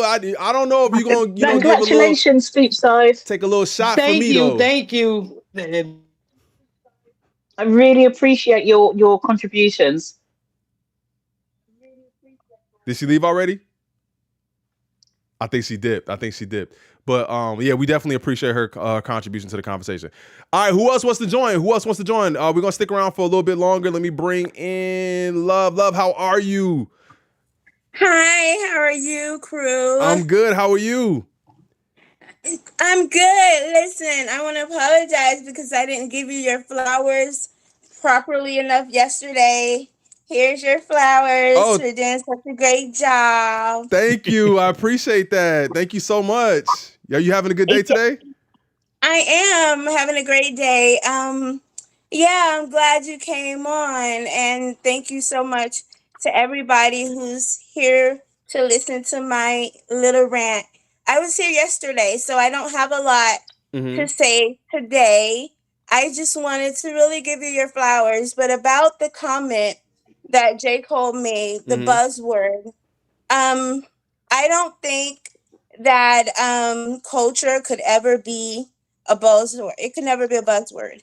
I don't think I am proud of him for coming out to give his point of view, because it's kind of weird and kind of scary to hear him say all these things, but it's his truth.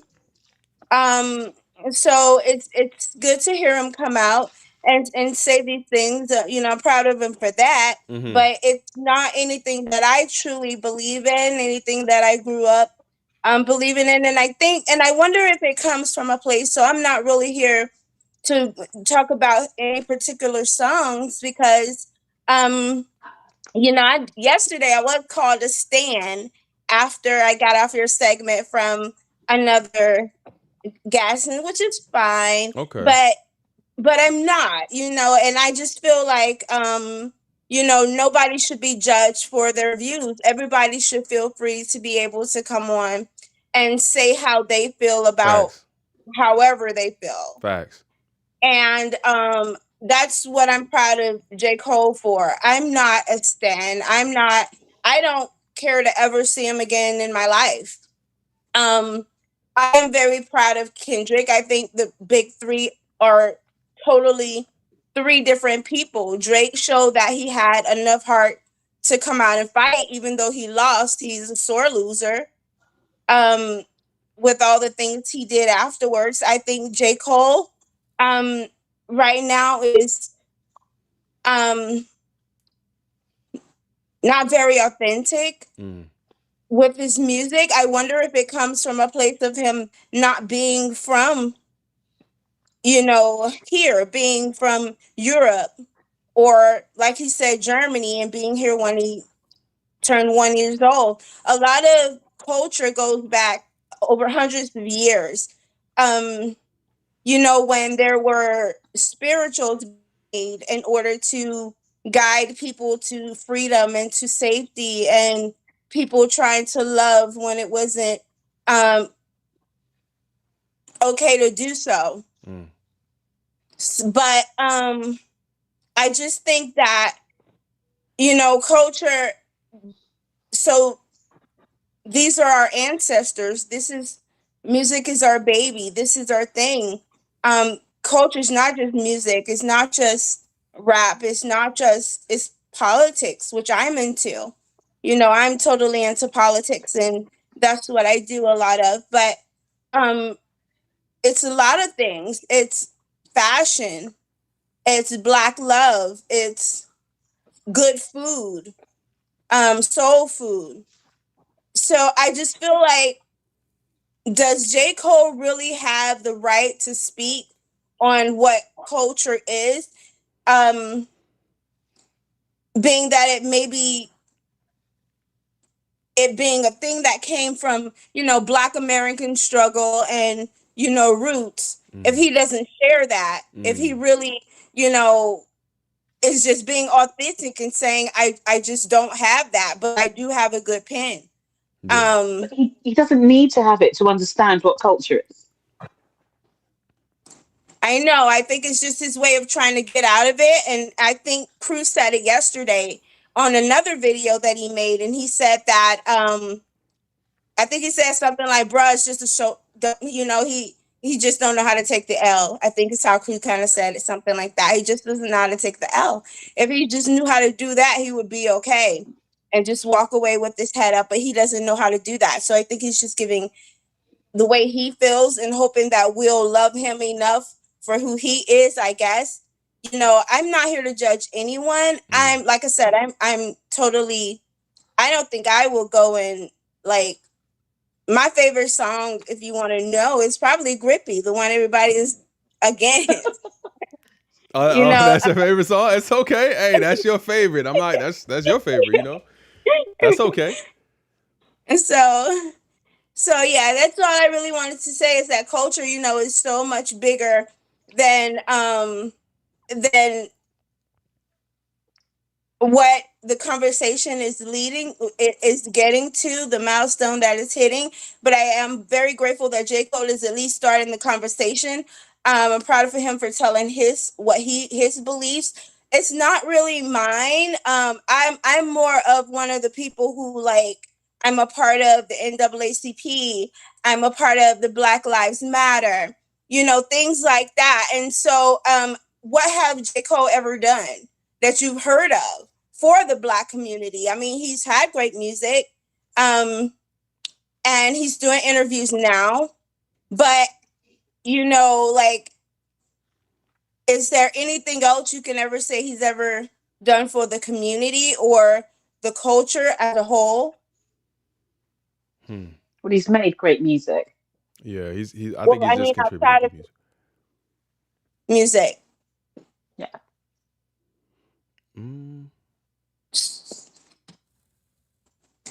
The negative portion, yes, he does. Everyone does. You've made some really good points, Luz. And similarly, is it Stoop Side? What's her name? Yeah, she's amazing. Yeah. Absolutely love her. She made some really, really valid points. I just wanted to say, as somebody and I hope you can understand me, because I normally have problems when I go to America with my accent. I'm sorry. And I just wanted to say, so basically, my whole feeling about it is that we should all just love one another. We don't have to accept one another. We can respect each other, even if it's from a distance. And just embrace culture from all walks of life. If you want to listen to J. Cole's music, great. I did listen to Grippy earlier today. Not because I like J. Cole, because I don't. I don't feel anything for him, but that song, I really like the song. So I did hear it earlier. But I want you all to just know that I'm grateful to be within your presence today. Thank you so much for having me, crew. Everybody is so nice to me yesterday and today. Of course. We thank you for joining the conversation. I appreciate, anytime you want to come on and give us your, your thoughts and take on, the current state. Thank you. I appreciate you. Thank you. I love you so much, crew. You're the best. Thank you. Thank you. You gotta start clicking on my comments in on your page. I don't know if you know who I am out there in the chat. Oh no, I don't. What's your name in the chat? It's Prissy Love Angel. You called my name a couple days ago. You was like Priscilla. What's up? Oh, that's you? Oh, yeah. Okay. Oh no, for sure. Now we I know appreciate who your you comments. Thank you so much for having me. Of course. We will see you in we're gonna try to do this next week too. I appreciate you. Okay, thank you. All right, no problem. Okay. I'm sorry. May I jump in? What happened? I'm sorry. It's Jen Jen. May I jump in? Yes, of course, Jen Jen. We got Jen Jen, we got Jules in here. JF, let's go. What you guys got? Cool. No, I've just been listening to the conversation rather avidly. And I just wanted to say that hip hop is alive and well over here in the UK, basically. And I'm sure JF will testify to that. I mean, yesterday I saw Jid live. Oh, really? And I didn't. And he had a DJ. He had a DJ that was DJing. Mick Jenkins was there. He had a DJ that was DJing. That's hard. Last week I saw Wu-Tang. I saw Kendrick when he was here. I'm going to see Clips when they come in the summer. So hip hop is alive and well in London, basically. I saw Wale last week. Who did you see? Wale. He was. Oh yeah. Is he doing an album? Yeah. I think he's doing his album tour for the album he dropped last year. Wale. I love that. I love that album. Mm-hmm. But with regards to Mr. Cole and his comments, I just found everything he was saying really disingenuous, and it's not coming from a place of proper understanding and from somebody, I almost feel like Professor Sky when I say that I'm a participant. Well, like I participate rather than I'm of the culture, because I've grown up in London. Right.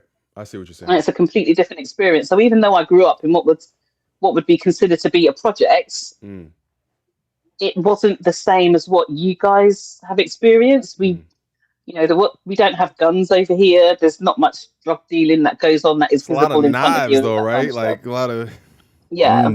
Well, I used to work for the Youth Justice Board, so I know the true story about knife crime. So don't believe everything that you read in the papers. That's what I heard. I thought it was just knife. Everybody's getting knifed up. They wouldn't, Yeah, but then if you think that there's less than 500 young people that are locked up at the moment.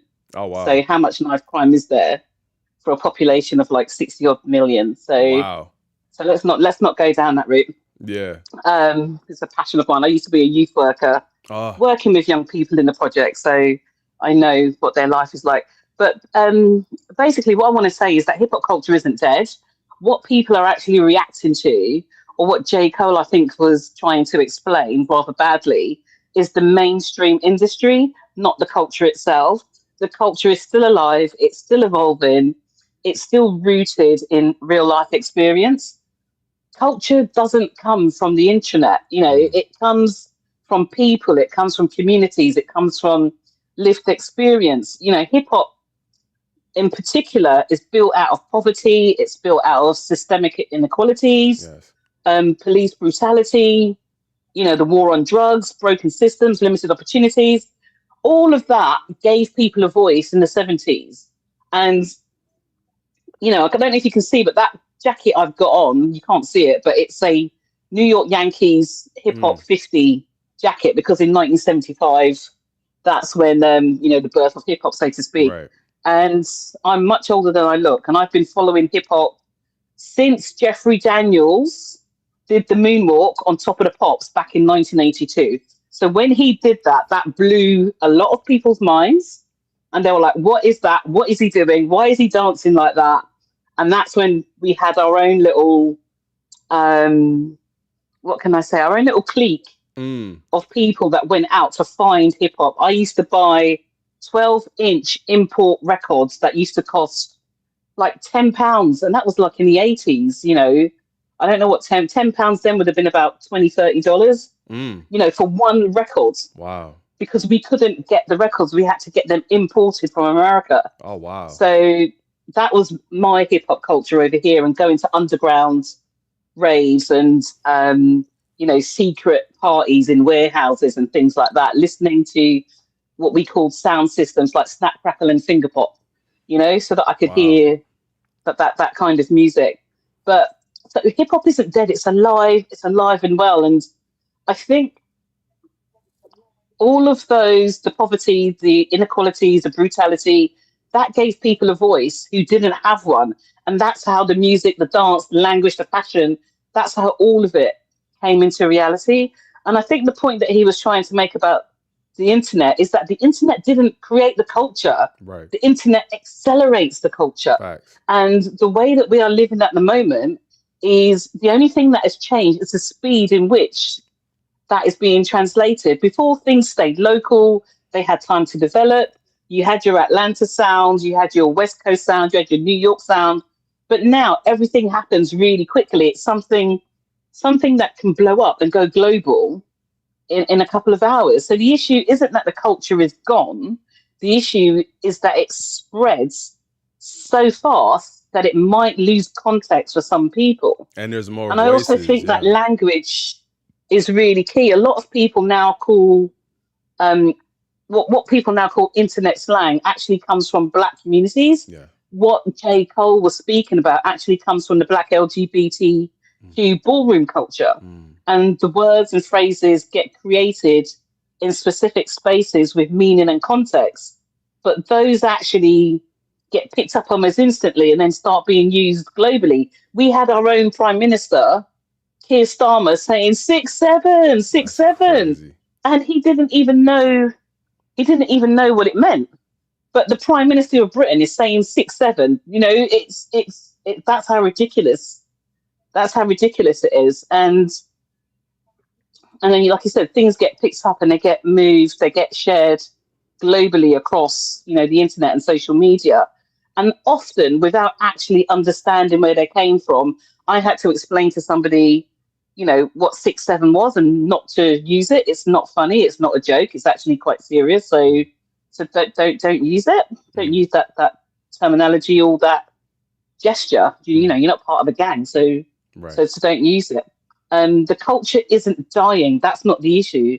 The culture is being consumed faster than it can be credited. And I think that speaks to kind of what Jay-Z was talking about in a sense, is like, you know, you don't just get rid of it because it's more people can have something to say about it. It's like, you know, there's way more people that can lend their opinion. And then oftentimes you have people, and I think the issue becomes where you have a big voice that doesn't necessarily shouldn't have that voice on a specific topic. It's like me speaking on medicine. Like if I had a major following and I just start talking about medicine, it doesn't, like, why is anybody listening to me? But because I have a voice. This is why it's so important. Yeah. That hip hop figureheads like Jay-Z say the right things. You can't sit in sorry, I don't want to swear. You can't sit in a chair in an interview and then giggle and say, that's on the Olympics, so that's dead. No, it's not bloody dead. Right. Hip hop, breakdancing, b-boying is alive and well. In London, we have a festival every year called Breaking Convention, which is old hip hop heads, young hip hop heads. We do breakdancing, we do b-boying, there's rapping, there's DJing, there's graffiti artists. They teach the young kids how to do all of those things. We have that every year over here, as well as all the Red Bull ciphers. You've got the Red Bull breakdancing contest. Yeah. So it's all alive and well. And I think what J.Cole, you know, like I said, he's got millions of fans all over the world. He's not completely wrong. I think what he's noticing, as I said, is the speed and the spread. But where he misses his point is that he's treating the spread as decline, whereas in reality, the creation is still happening, the influence is still strong, and the roots are still there. If the roots wasn't there, we wouldn't be getting new artists coming up. Exactly. No one want to rap anymore. I watched oh God, it wasn't on the radar. There was a cypher that was on the other day, and like Ravon was on it. And Chris, the green one. What's that young guy's name? Chris Patrick. Chris Williams. It was Chris Patrick, Marco Plus. Yeah, there was all those kinds of people on there. On the radar. It was on the radar. It was. That was amazing. Yeah, it was amazing. That was absolutely amazing. And then when you see these, and if you listen to Chris Patrick's story, what is that story about? It's about struggle, isn't it? It's about being a black man in a white world. It's about trying to survive and strive and suffering for his art. When he did that freestyle on Kai Cenat's Mafiathon, I was brought to tears. I felt that so hard because it was reality. That was his reality, and that's why it was powerful, and that's why hip hop will never die, because there will always be a Chris Patrick, there will always be a Kendrick Lamar that gets inspired by seeing Tupac. Those people will always be there. Black culture will always be there, and hip hop will always be there. You've got to remember that the power of Black culture continues to shape music, fashion, language, dance, global trends. It continues to be one community, one global. Well, it can, like I said, it can become global overnight, depending on what's happening. You know, when you think about the battle, that had everybody hooked all over the world. Right now, it's 11:30 at night in London, but I'm sitting here talking to you. I never think about how late it is in other places. Well, thank I'm you sitting here talking. I'm sitting here talking to us. you. Thank you for being up talking to us. Do you know what I mean? But you know, I'm just gonna go now because I've been talking too much. But hip hop isn't dead. It's been globalized and it's been accelerated. Absolutely. And the internet spreads it, but it doesn't create it. The culture is still being built by the same communities. It's still being picked up and redistributed faster than ever. But that's not death. That's influence without attribution. Attribution. Attribution, is that the right word? And there you go. If anything, the fact that we're still debating it, like I said, 11 o'clock at night, 11:30 at night, and that's the best, proves that it's still alive. That's 3 of us on here. I love it. I love it. I love it. I love it. I love it. That's amazing. But yeah, I also think in terms of even talking outside of the US, like if to extend on your point of the UK, I'm not sure if you saw, like last week, there was like a review of like the UK music industry, and basically the 80% of the UK revenue from the UK music industry is off Black music. So even in the larger, in the larger Black diaspora, like culture is still from the bottom up, right? It still comes from the underground. A lot of the biggest acts out of the UK right now are people who went to the Brit school, and like completely free, fully funded, and like Olivia Dean, if I'm not mistaken, Ray was also at the Brit school. Like, these people are dominating like the UK music industry and are representing the Black diaspora. Like when I see world. Exactly 100%. When I see, you know, Olivia win, you know, best new artist at the Grammys or at the Mojo, for me, I'm like, that's a win for Black music. Like, like the notion that because the internet is globalized, this means that culture has no meaning anymore is nonsensical to me. Especially for the reason why I think it makes even less sense for me for Cole is because Cole has talked so much about like how Jid or JID should be bigger as an artist. But like, if you're advocating towards that, then you have to understand that there's still a culture. He was amazing, by the way. Oh, sick. I wish I went. I wish I went. I got told the last minute. I was a bit scared because people were jumping up and down so much that I was on the balcony and I could feel the balcony shaking. Yeah, he's gonna cause a mosh for sure. Gonna cause a mosh pit. Oh yeah. It kicked off, definitely. Insane. But yeah, the culture is. Sorry, JS, carry on. No, it's all good. Yeah, the culture is definitely all alive and well, and in the case of somebody like JID, because he said at the beginning of his last album, he was like, you know, people talk about record sales like they're record success themselves, right? On how the conversation around artists has become about, oh, what was your first week numbers? And that's real, but you can still hold these two things in contention, right? That some of the conversations that happen online and the focus because of the globalization of hip hop has, like, some of the discussions are not conducive to the culture, but that doesn't mean that culture is now a buzzword and it has no weight whatsoever. No weight, no meaning. It means nothing. Yeah. I don't understand that. Yeah, it's bollocks. Yeah, I think what J. Cole has displayed is this is supposed to be a wordsmith, somebody who's supposed to be good with his words, right? And as I said it, and I am only going by exactly what he said. He talked about a cape, and it's a cape, and it's just displaying itself.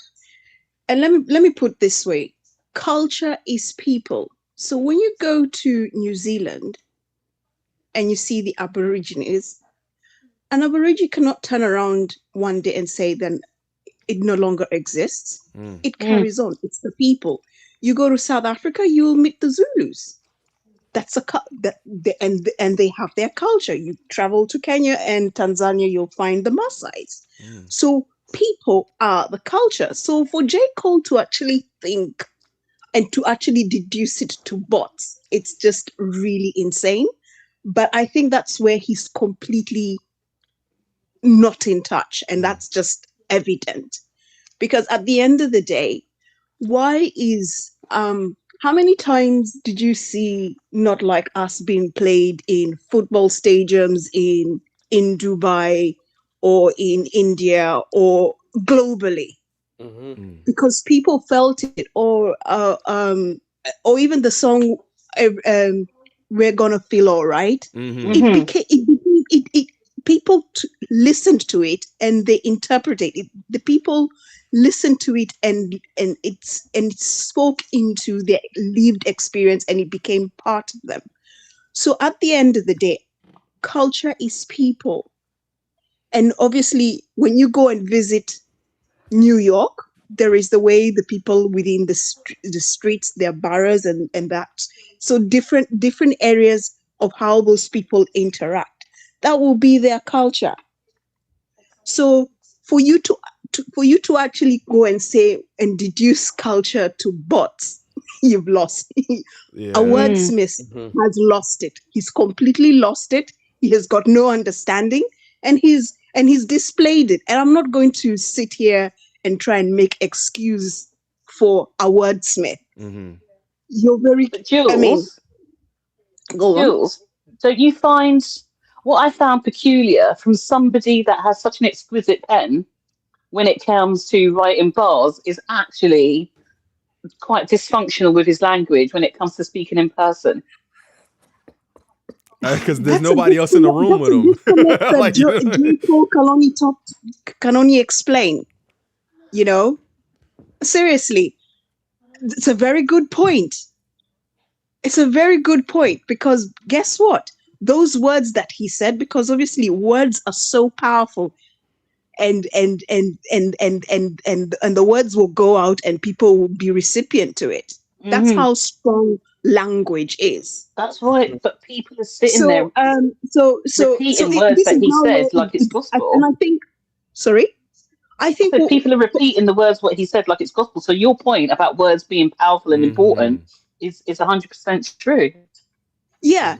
And he's turned around and said he doesn't believe it. And you know what? That's on him. Maybe he's just giving us his full interpretation of where he is. And anyway, he did say this was the end of his career. We don't know. Yeah. But all I'm trying to say, I want to come back to is culture. Culture is people.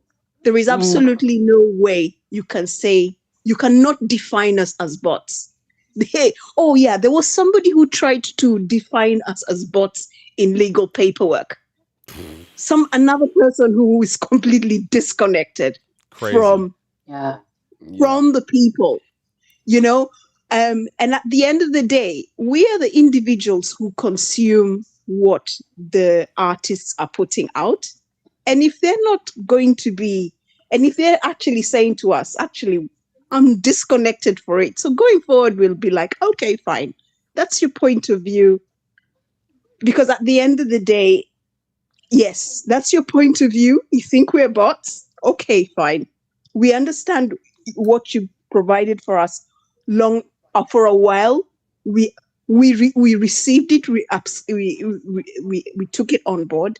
But now, if this is the way you view it, so be it. Come the next time, if he finds that things are the recipient is much less, it's because of what you put out. Because at the end of the day, hey, what we did to Target, we can also decide we will invest in the individuals who want to invest in us, the people. Because at the end of the day, I think at the end of the day, they've tried to commercialize aspects of the hip hop, whether it's the dancing, the fashion, the this, the that. But at the end of the day, there is absolutely no way you can say people do not exist. That because people have a lived experience, and if we're listening to in certain music for certain individuals that talks into our lived experience and we identify it, then we'll carry on engaging.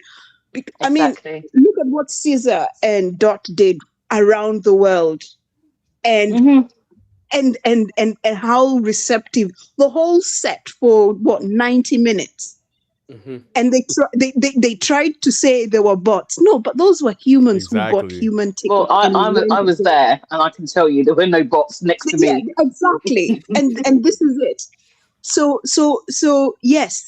At the moment, what is happening is, like, right now we're across, how do I say, different regions at the moment. Screw, you're hosting so many people from I don't know what your algorithm says where people come to engage with your content. Everywhere. It's global. It's crazy. It's all over. So at the end of the day, humans and people will connect. And individuals or artists going forward need to realize humans will connect. And if your music is not connecting, then there is actually maybe something within your content is of disconnect, and that's why they're not feeling it. There's some people. Isn't that what happened with Drake? Sorry? Isn't that what's happened with Drake, where people keep saying, oh, Drake hasn't dropped any music? Drake has dropped, 40, 50 tracks? Songs. 60 songs. 40. But none of them rubbish. None of them have connected. No, none of it has hit. So that's exactly what. I think he's in a place where he's kind of stained in a sense. I just don't think he's ever going to be the same. I think he'll still be successful. Like, success is success, but I don't think it'll hit the same as it did pre-battle. I just don't think it'll hit like that. Yeah, exactly. Which is what Jules is saying, isn't it? It's either two things. I think Drake's music at some point used to age like wine, which is turned into milk. And there's some music which is, and there are artists who are producing music now that will age like fine wine. And it's only a period of time that will become apparent. So what I'm trying to say is culture is people. There is absolutely no way you can say there's no way you can delete us or get rid of us or reduce or diminish our input or diminish how we are receiving whatever an artist is put out, because at the time you can control it is at the time of creating. By the time you release it, it's about how individuals will become receptive of it, and that is what, going forward, I think this new era is like this. If it doesn't land, it doesn't land. And guess what? We will all come communally like this, have a listening session, and give our opinion and interact about the music. To piggyback off of that, the reaction space was kind of where I almost thought it was free market research. I guess I won't say free, because I know, well, no, it is free because we don't get paid for those reactions. So yeah, you got demonetized. Right. We get to sit and talk about it and give our takes, our opinions. It's not like they can't sit and listen to the comments and see the likes on the video to see if people are positively receptive to the music they're putting out. So that's kind of one of the things where I thought, like, you know, he said, I don't want you to listen to this. This will be the first time you listen to this. And I guess I can understand that from a creator's perspective. Like, this isn't the way that I intended the art to be received. But I think, again, Screw, he said this too, where he said, this is what I would do anyway. And that's one of the reasons why I'm so comfortable doing what I do, is because if I'm sitting upstairs with my wife and we're listening to the music, we got the speakers going and we pause and we go, yo, like, did you get that? Or she would say like, wait, you didn't hear that, did you? I'm like, wait, let me rewind it. Let me get it again. So it's like, these are natural reactions that, you know, I just feel comfortable enough to share with you guys. And a lot of times I'm wrong. You know what I'm saying? I'm not right all the time, but that's just how I heard it, you know? So I think that, you know, I guess I was just saying, I think that when it comes to the reaction space and, you know, having anything to say about negatively, anything about, you know, how we contribute to the you know, to the music, I think that's kind of nonsense. It is spot on, because at the end of the day, what would people do around the campfire, whether it's wherever part of the world a campfire is? Right. You would sit and interact and do it the same way. So and that's the way to go. Oh, what was that young artist? His name was just he actually said to the reactors, if you play my music, let me know so I can white light you so that you don't get. Rayvon is a homie of mine. I talk to him all the time. Yeah. Yeah, Rayvon did that. So if individuals are going to move forward and are not going to use the like Rayvon is actually understanding what the blueprint and is going forward, and he himself can actually go back and say, white light these people, because they will sit. Because at the end of the day, this kind of interaction that we're having at whatever time zone we are in happened only because of those what was it 7 days that happened 2 weeks ago, right? And by the way, the anniversary is going to happen. Guess what? We're going to come back and listen to every single track. Doing it already again and do it again. So all I'm trying to say is, I think we're in a space worldwide where people are trying to tell us what we are, but actually we know who we are. Thank you. And I think J.Cole, you as a wordsmith, very disappointing for you to have failed to realize what the culture is. The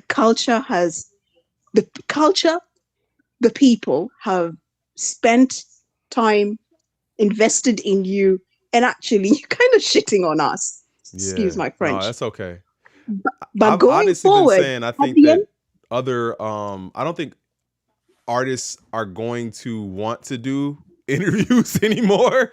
Like it's gonna go back to being mysterious artists. That's just my thought process on it. Like if I'm gonna if I'm not able to, or if the way I think control the narrative. Right. If I'm not able to control it the way I want it, then I'm not gonna go and speak on it unless I am really controlling the narrative. And that's one of the things where I said J.Cole at least isn't doing that, right? He's still. I think he is. It's truth. Nobody's asked him about suing. Right. Nobody's challenged him about his ridiculous opinions. Yeah. Nobody's asked him about Port Antonio. Yeah, I wonder why. Maybe he is controlling that part. I love yeah. I mean, and the biggest thing, and well, hip hop is being tried. Jake is trying to take hip hop to court, and I'm telling you, UMG right now is actually acting for us, the people, because basically, for once, they are literally they articulated exactly what we feel about it. So at the end of the day, we the people, or the people who consume it, we're in the era where, you know what, we're not taking any bullshit. We don't want music that pacify us. We want something that will age us fine wine. And guess what? This is a time when things it's shifted, and what is notwithstanding the time will remain where it is, and it will move on. And I think we are actually beginning to articulate what we want our music to be, and what our music to represent. Go on. Good Kid, Mad City. This is what I heard this week. Has been in the Billboard 200 for 700 weeks. Yeah, I 700 weeks. 13 years or something like that. That's crazy. Yeah, Good Kid, Mad City. Yes. If I remember correctly, the only other album Thriller, like, right? near that is Thriller. Yeah. Stuff like that's insane. Oh, really? Wait, real quick. Are we going to see the Michael Wow. movie or no? Are we checking out the Michael movie? Oh, I don't know. I don't know, man. I don't want to see it because I feel like it's is it because I feel like that's gonna be a two-parter, right? The Michael movie? Yeah, because it's been theorized that like there's so much to Michael Jackson's history. Like people think that the first one's gonna get called Michael, and the second one's gonna be called Jackson. That's how it's crazy. Like, it's a 3-hour movie, right? So it's like or less than that. So I'm like, that's a real Jermaine thing to do, though. I can see him milking it for sure. Can I ask you a question real quick? Go ahead. Can you guys hear me? Yeah, we can hear you. Yeah. I want to know from crew, has any of J. Cole's antics changed the way you perceive him? Oh yeah, I've said I know that. that's your goat. No, I've said that. I've said personally, I feel like with I mean over anything like this, the culture thing, I feel a way about it. I almost feel like he's scarred by something, and it's like he's seeing something from a different perspective than I'm not. I don't make music. I'm not, one of the, greatest in this time as far as being a lyricist. I'm not at the top. I'm not a label owner or ex-label owner or whatever. So I think maybe he's seeing things differently. But the thing about him saying, I don't feel like the best, or ask me if I'm that, literally changed a lot about how I view him as an artist. Is he because still your goat? Not for no live chat. He couldn't care less. He's still his goat. The thing is, like, lyrically, I like the way he raps, but I can say going forward, I see him differently. You know what I'm saying? From what I've seen in the past, he's done what he's done already, and I've had my interaction with that music. So whatever he does going forward, I have to look at differently. That's what I'm gonna say about it. Like Kanye. Facts. Like Ye is Ye from then, but this Ye is different, right? Like I have to judge that differently. So who is your goat now? Right now. Hey, I'm gonna put you on the spot. These are questions I want to know. I'm curious minds want to know. No, I mean, I think it would be kind of crazy. I've always had Cole and Dot as 1A, 1B, right? Like I've always had it like that. So by virtue, Dot just moves up to 1A, and I'm sitting at Cole as a 1B type of thing. But I can hear myself talking. My bad. But I just think I gotta hear. I also have to hear like where he's gonna go with this in the future, as far as like, is he gonna try to make sense of it all? Is he gonna try to say that's not what I was saying? Is he gonna give me anything else to listen to other than what we've already heard come out of his mouth per Jules? So I'm listening to that and I'm thinking like he's already told me that. It's like hanging out hope that maybe he's gonna try to clear this up. Hopefully in written form. Right? Like maybe, right? But maybe he's gonna try to clear this up. But I do think I can't get rid of what he's done already. That's kind of crazy for me. I can't do that. But Dot's up there, Dot's up there. Maybe I'm a he's big got Tyler somebody fan. chained to a radiator that's actually writing his lyrics for him. Tyler the Creator? No way. No way. What did he say? Ray J was writing for him? No, I said maybe he's got somebody chained to a radiator in that room that's writing his lyrics for him. I can't put the way he spits and the way he speaks in person. I work in communications. That's my job. I write all day. Oh, wow. But I think most people will understand that the way that I write, I can also articulate myself verbally as well. Yeah. And I find that Cole has a very childish and immature conversational language. And it's almost as if he's trying to work out what to say with every breath. Well, this is and what leave people, your fucking hoodie alone. No, he's what saying about, right? Because when he had what was it? I think he had an interview with Lil Yachty, and he was talking about like, I don't read books. And that's crazy. Yeah. Remember, he got so much backlash for this. The thing is, if you don't read, you don't need to say, "Hey, I don't read." Just like, "Hey, man, just keep that to yourself." Yeah, man. Right? Like, Just you don't need to. But he's not authentic.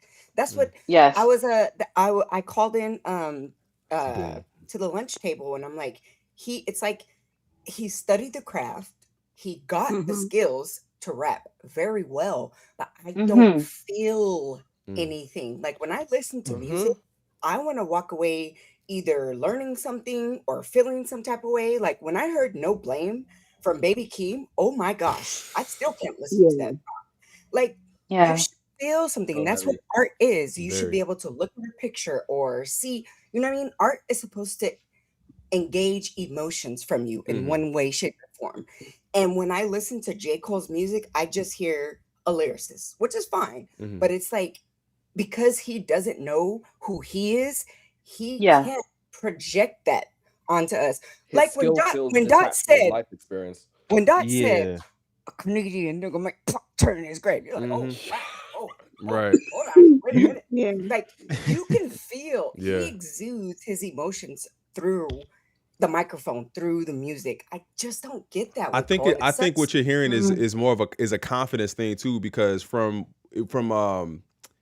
doing all the reactions to the different GNX shows across the world, the constant thing that I heard was the confidence on stage is just crazy. It's like, you know, that's what they were saying about that. And I've seen Cole in concert too, and I can't say that he's walking around the stage commanding the stage. Like I could say he's, you know what I'm saying, as a lyricist, right? He's hitting his marks and he's doing everything, and I feel the music from that perspective too.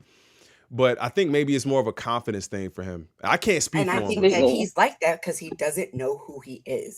Dot done went to therapy. He done let all his skeletons out. And he's like, this is who I am. I don't care. And he said it in the Apple TV interview. I'm living in the present. He knows who he is. He is comfortable with who he is. And I don't care about Lawbreed, but I just wish J. Cole could, he needs to take ayahuasca and go to like half therapy. Like he's such a, I'm scared of the ayahuasca. You can tell at the soul, he's a good dude. You can tell J. Cole is a good guy. He doesn't have any ill intentions. I know, boy, Delita's been cooking. I ain't even listened to the videos yet, bro. That's my guy. I talked to him too. I talked to Deleted. I'm like, bro, I can't listen to these, man. You're gonna have your whole fan base coming over here. Going crazy on me. J. Cole would just sit down, take a seat, be present, figure out who he is as a person, and then project that to us. You know what I mean? Like his fan base is so strong, they would be there for him. Oh yeah. And if he was able to be more authentic to the others like us, then I would rock with J. Cole because he's very, very talented. But the authenticity and the feelings it ain't happening, Coleslaw. I'm sorry, it ain't happening. I can't I let you just be calling I enjoyed the energy on Birthday Blizzard. What happened? I did enjoy the energy on Birthday Blizzard. I did. The energy on Birthday Blizzard was crazy. Okay, but he said that's a persona. So right, I enjoyed the energy. I enjoyed the energy on that album too. But then he comes out and says, and I fell asleep. Don't believe him I just put on the cake, and then he's making you guys, all of y'all look stupid because he's like, you believe it? What? I know, but that's I took it personally. I don't believe that at all. I took it personally. I was like, me, nigga? That's your goat. Like me? You talking about me? Birthday Blizzard. I even gave him a pass. I was like, you know what? Dot's his homeboy. He's still the GOAT. He just didn't want to battle him. Okay. But then he said, when I put on that cake, and they get 80 bars, I might get like 15. He's like, you think you're the best? No, you think like he's making a fool of y'all. It's ridiculous. Yeah. No, trust me, I've said that out loud. I've said that out loud, and I didn't like that at all. I didn't like that at all. Apparent. Let me respect these donos real quick. I've been not respecting them. Let me respect these donos real quick. Where did I leave off? Not that one. Shout out to Right Hand Cam. MC Hummus, Jeff. I'm like Cinderella. It's nearly midnight, so I'm gonna go. Get some sleep. we'll try to come back next week. See you. All right, see you guys. It's been great talking. Miss Hummus, you're amazing. I think you're brilliant. Oh, thank you. I'm going to follow all of you. Thank you. Bye-bye. Thank you. Bye. Stay safe. God bless. No. Okay. Right Hand Cam for the crew access membership. I appreciate you for that. Right hand Cam for the 5. Cole is the biggest hypocrite in hip hop. Man, listen. Snowbird Sneakers for the 3-year re-up. My boy. Shout out Snowbirds. I met Snowbirds in person in Florida, man. That's one of the longtime family members over here. Shout out to my dog. Cam for the 2, he says, J.Cole is like Kevin Durant, chronically online. Maybe. Damn. And yours, Miss Hummus. My bad. I didn't even see yours. That's why I said I gotta respect these donos. Crew, thank you for doing your part for the culture. We need more of us. If you have the means and the time, come join the good fight. Gatekeeper. Shout out to you. Thank you, Miss Hummus, as you're on the screen as well. Thank you so much for that. Cam again for the 5. J. Cole exudes his emotions the best on Quick Stop, my favorite song off the album. That is a very good song, man. That's one of the best songs on the album. Oh, absolutely. I can't. That's where you hear it, you know. Yeah. But yeah, my bad. I just had to respect the donos. You good? Yeah, man. Sure, man. You know what's funny? Because I don't know if it actually came from him, but I guess he reposted it on his account on IG. But there's that list going around that Rakim posted about the top 10 greatest rappers. I'm looking at this list, and it's very apparent that, like, we're talking about the confidence thing in J. Cole's voice. He has moments where he has a good voice where he's confident. But then I look at this list, I'm like, oh yeah, nah, it's not this. And I think I hate to do it this way, but a lot of the people on the list, if you've seen the list, like LL, Scarface, Cube, Rakim, MJ, Nas, Pop, it's like a lot of that. What helps them with that is, I think, it's the connection to like poverty in the streets. So like, there's a certain hunger with their voice. Yeah. Like I think some of y'all in here watched Jalopy, and I think he explained why he does not think Cole or Drake would have had a shot against Kendrick in a battle. There's no hunger, right? It's not just what Kendrick says, it's how he says it. Like, what's the line? They talking out their necks. Don't pull no coffin out your mouth. Yeah, don't like put no that line coffin alone is like, ooh, like it is a certain punch to it, and it's like, yeah, I can believe what he's saying. I think some of the best personalities in hip hop are the ones who, like, when they say it, you believe them. Like DMX, top 10 greatest. Oh yeah, hip-hop. That he was crazy, and he was a flawed person, but oh my god, like the things he said, I'm like, oh yeah, you know, Old Dirty Bastard, DMX, Pac. Even Busta Rhymes, like, oh yeah, I believe, like, you Busta, bro, him had you running through a brick wall. You believe what he's saying. It's like, no, like there's no gimmick there. It's like, oh yeah, I believe who you are. So with Cole, as talented as he is, I always felt like, yeah, because it's like there is a little thing that's holding him back, but you can tell there's skill there. You can tell there's an art form. You can tell he's a student of the game. But then I think that's why, like, some people, like even Tupac, I don't know how, and I don't want to get to a tangent, because this is when the whole tailor-made thing popped off with the AI stuff. And people were like, oh, well, to be fair, the reason why you weren't impressed with Drake's rapping as Tupac on that song is because Pac was never that great of a rapper. I'm like, whoa, where's that coming from? Yeah. Like, did we both listen to Ambition as a Writer? No. I don't think we both listened to the same song, man. That dude sounds insane. Come on, so bro. It's like, no, I think delivery and tone matters a lot. And whether you want to give credence to the whole persona thing, when you do claim to be the best, you gotta keep it up, or you just gotta feel it. Like, you have to feel it. Yeah. Like, I can feel it in Absol's pen that he wants to be respected. I can feel it in oh, for sure. Even if you don't like someone like The Game, I feel like he really feels like he's the best when he rapping though. Exactly. Yeah, he's a loser. But he really, like, I can believe him as a rapper. It's just not everybody has that, which is why, like, you can have all different forms of what an MC can be. But that's why we put these people in classes. Like, this is why we everyone can't be great, and that's fine. Right. But that's why we put them to task on this. So that's kind of how it happens. But don't you think, like, your art expresses where you are? Like, they Soundwave said Dot woke up at like 6:30 in the morning and just recorded whacked out murals. You can hear the frustration in that man's voice. He dreamt about that. That's why he's like, what? Yesterday somebody whacked out my mural. Like, I'm about to go do this. Like, you could hear it. He's like, you could tell that he's like talking. Like, you feel what he says because he means it. He's not just in there trying to make a bag or you know, trying to make money. Or I'm not saying J. Cole does that, but you're right. Who just said that? You're right. He doesn't believe it. Like, it has to exude out of you, right? Yeah. The greatest artists, when it comes to any art, they can explain to you why they produce the art that they produced, right? They were feeling some type of way. Mostly that's what it is, especially hip hop. And J. Cole just, I don't know. It's like he's just missing something. He needs ayahuasca. I'm gonna Well, say you know what it I'm is. You know what it is too. I feel like what benefits hip hop culture versus other like genres of music is that we're the culture where I feel like we'll always be put to task about, the whole thing is real, recognize real. You look unfamiliar right now. It's like we are the culture. We are the genre, the most predominant genre where it's like we can spot a phony from a mile away. And even if we don't spot you instantly, feel it. It's only gonna take a matter of time. Like we can feel it. Like it's just a thing, and that's kind of our benefit to hip hop culture, which is why like we stand out from so much beyond other things. But because it came from the streets, right? It came from our struggle. So if y'all know I'm an old head. If you grew up listening to people talk about the struggle in the streets, and then you're able to see it, you can feel that that's what they're exuding, right? There, it's a form of expression, and that's why like.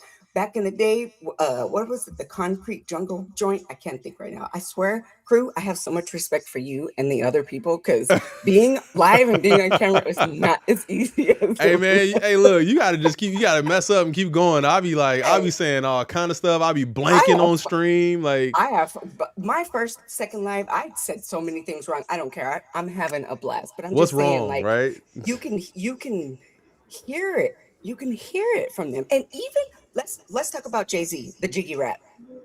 That Negro what did he say in the interview? He's like, I'm Hov. Like I'm Hov. Like, so funny. What are we talking about? Like I'm him. Like, what are we talking about? That's what I'm saying. J. Cole doesn't have that. He's just missing that. Like, you're gonna get up here and say you're wearing a cape. Okay, I'm done. I'm going in circles. I think also part of it is his fan base is constantly affirming that this mentality is humility, though. It's humble. Issue. That's what I want to say. It's humble to not say not. Yeah. Like being unsure about yourself equates to I'm humble because I'm like committing to like this plausible deniability. But he talks about being the best all the time, almost in every song. So what are we doing here? You are not Gemini. And if you are, you're doing a horrible job at explaining yourself.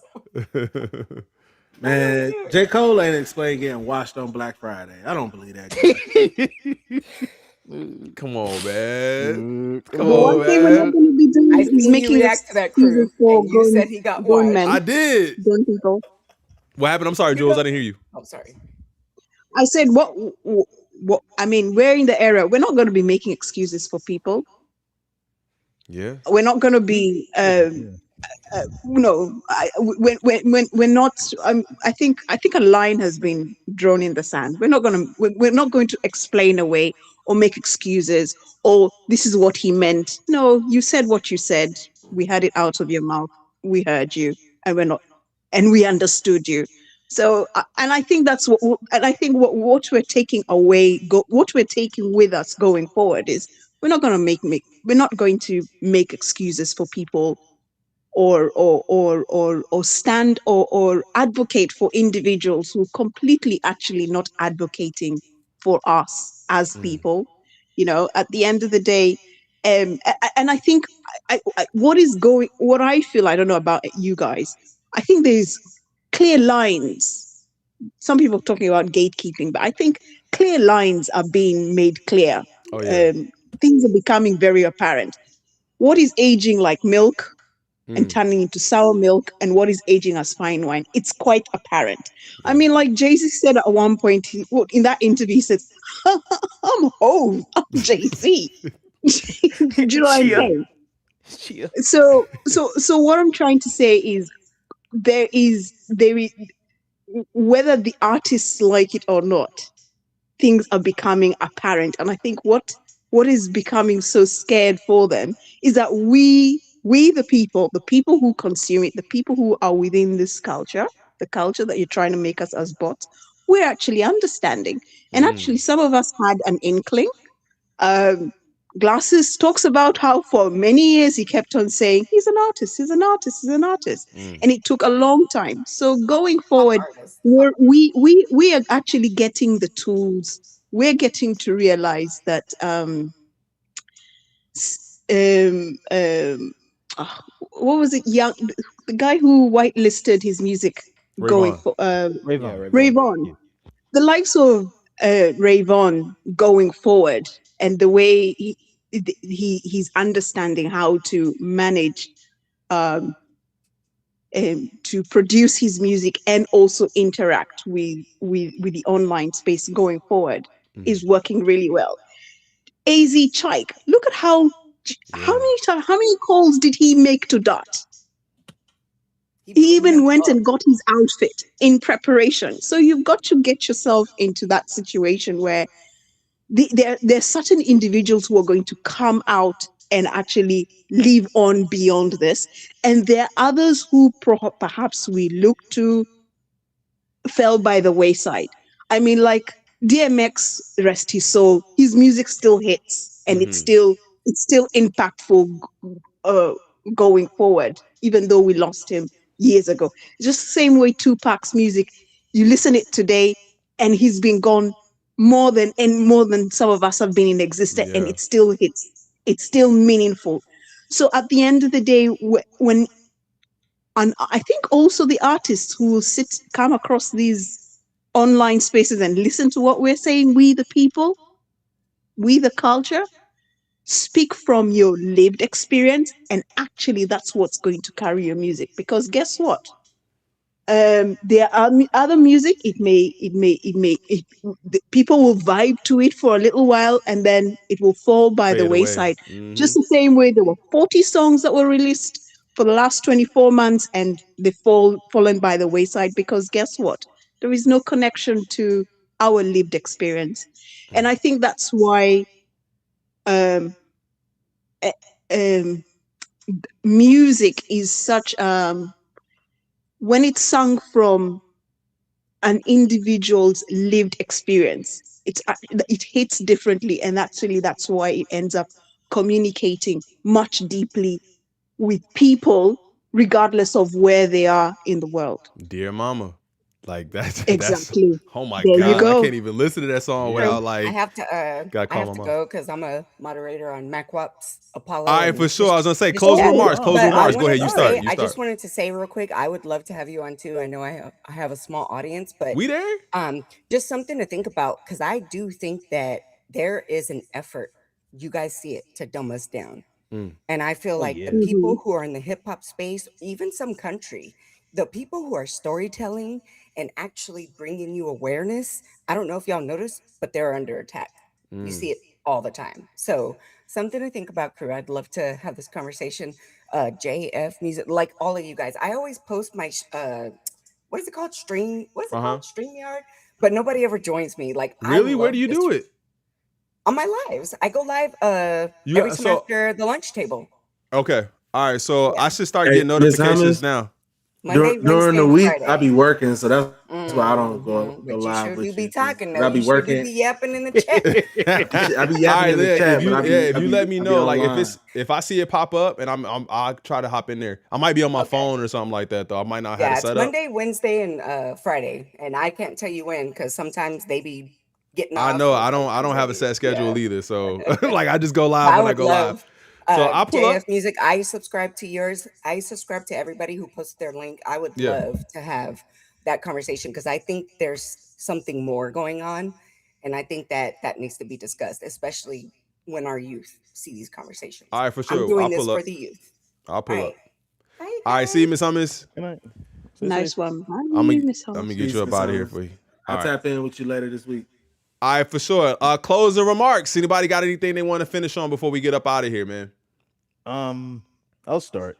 Go ahead. So even like with the J. Cole thing, or like Jay-Z, or even the Young Miami Usher stuff, the reason why we're able to speak so confident about these people, these individuals on these platforms, is because you're successful because of us.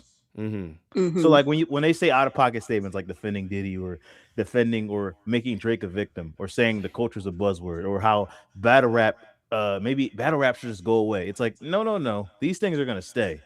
And I think what you're seeing with some of these people is that they're clearly compromised in their positions where they feel like now that they're, dare I say, a capitalist, whether they don't want to inform the people on the right things to do, or they're so in their own bubble because they're at a certain stature in their life. It's like, well, this is how it's always going to be.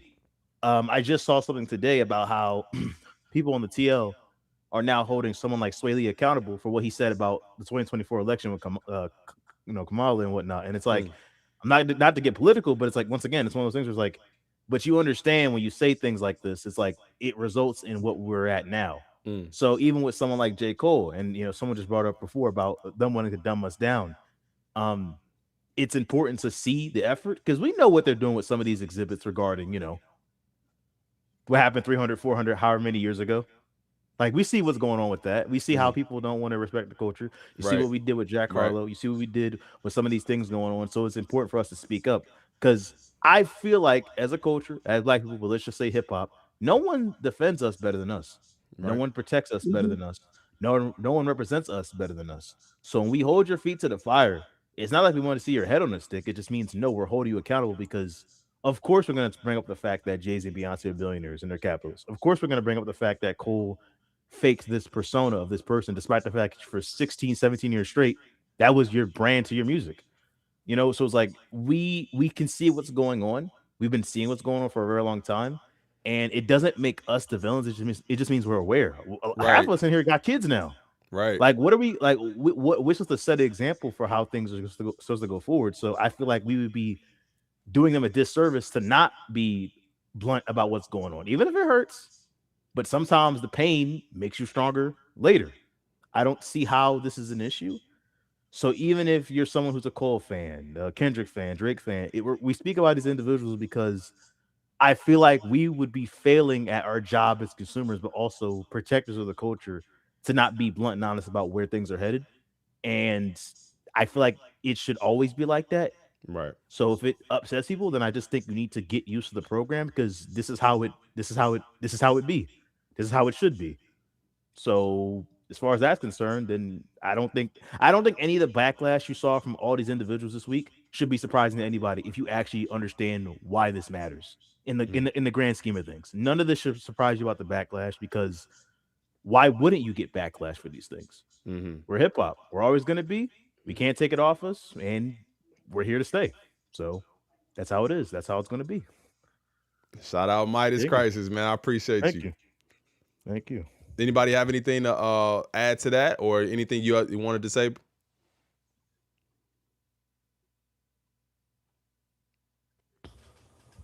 I'll tap in just real quick. Go ahead, brother. I think where we at right now with hip hop is a crossroads of morality, and I think it's just it's time for us to stop promoting the violence, the senseless criminal activity, degrading our women. You know what I'm saying? I think it's just time, like as I said earlier before I hopped off, it's just time for us to grow up. And it doesn't mean we don't have fun. It doesn't mean we can't still be competitive, because that's also sounds like what they're trying to do is take the competition out. Yeah. You know what I'm saying? Like, just take your L. Like, you got to learn how to lose. And I thought he was a basketball player. If you play basketball, if you hoop, you already know you've lost before, right? You know how to lose.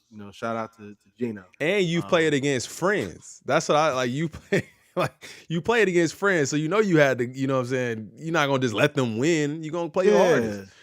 Exactly. And so it's all meant to make us better, and I think if we get back to that being the focus as a people, like what we need to do to make us better, to uplift each other. As men, we need to uplift our women. As people, we need to uplift our children. And I think that it's just time for us to just fine tune that perspective and really like lean into what I call moral excellence. That is poetic justice. You know what I'm saying? Moral excellence overcoming immoral conduct. And so yeah. I appreciate that, man. That's hard. Thank you. For sure. Appreciate you, my brother. Of course. We tapped in now anyway. Absolutely. For sure. All right, JF, Jules, anything you guys want to say before we get up out of here, man? Yeah, all I can say is the culture is people. And I think what we're all saying is that we have all lived experiences across human, we're across the world. And I think this is a note to the artists that and especially for a genre, because at the end of the day, hip hop specifically is only what, just over 50 years old. You know, it's still quite young. So we're at the stage where we want to set clear definitions of what this genre is and what it's expected to be, and promote the value of it. And it's down to and one thing the artists cannot do going forward is to speak from a place where you the bravado will get you to some place but not that far. Right. I mean, there is a time and space for it.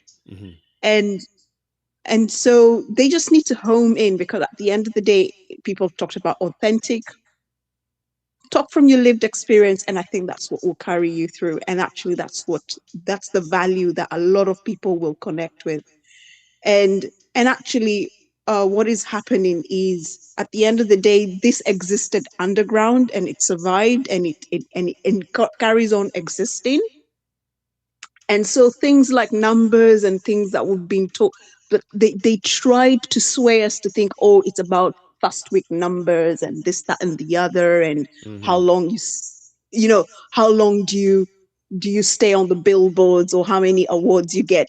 Those things are actually coming to the forefront. It doesn't matter, because at the end of the day, Revon's music, AZ Chike's music, they still very good music. The clips came back together, and look at what that music became like. There is such good music that's coming out and is going to come past it. And I think what artists need to realize is, if you speak from a place of truth, like look at Doechii. That song, how long had she had it on YouTube before she actually put it up? I It don't was know, was nearly it 10 5, years. 10 years plus, something like that? Yeah. So and it still did, because it came from a place of from her lived experience. So all I can say is, for those who produce music, speak from where you are at, because that is actually and speak truth from where your existence, because actually, please don't go down the route of wearing a cape and then later on telling others that you did, after it's not going to help your legacy. It's not going to help your legacy. And guess what? People will not connect with it for one reason or another. They'll be like, I don't know why I can't connect with it. It's because it's not coming from a true place, and it's actually you're wearing a cape. So, but maybe you'll be forced by certain entities to produce that kind of music because it sells. But yeah, it will sell for a short period of time, and then what? Right. And I think that's what we are wanting from our artists to do, to produce music that speaks from their lived experience, because that's actually what we end up connecting to, because it actually connects to where we are at, regardless of where we are across the globe.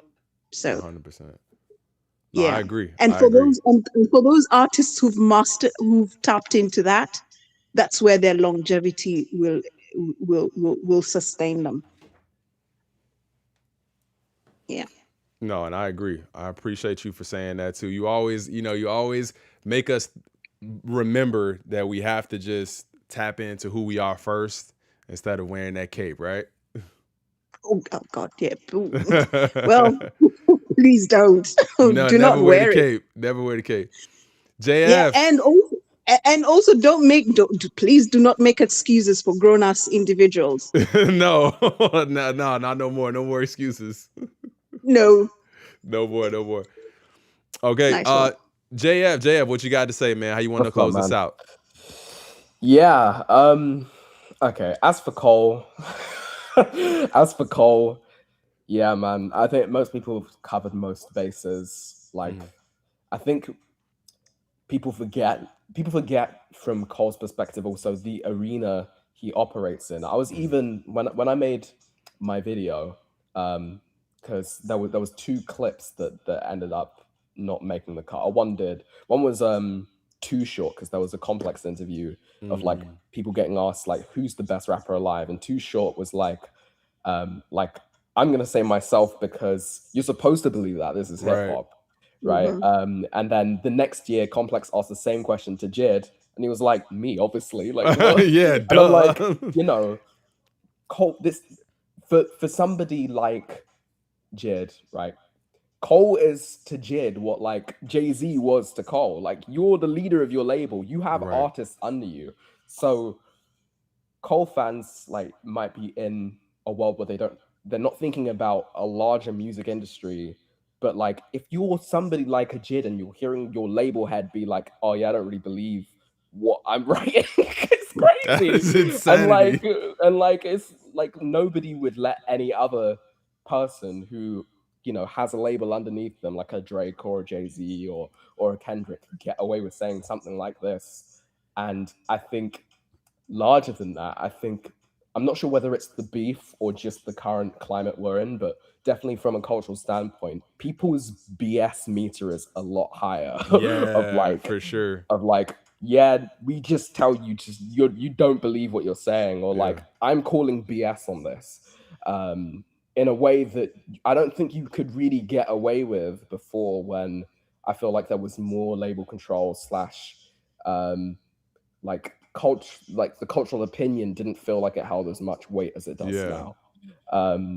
So yeah, outside of that, hip hop is doing great, right? You know, there was IDK's album or mixtape, I should say, that was fantastic. He had DMX and MF Doom and all of that.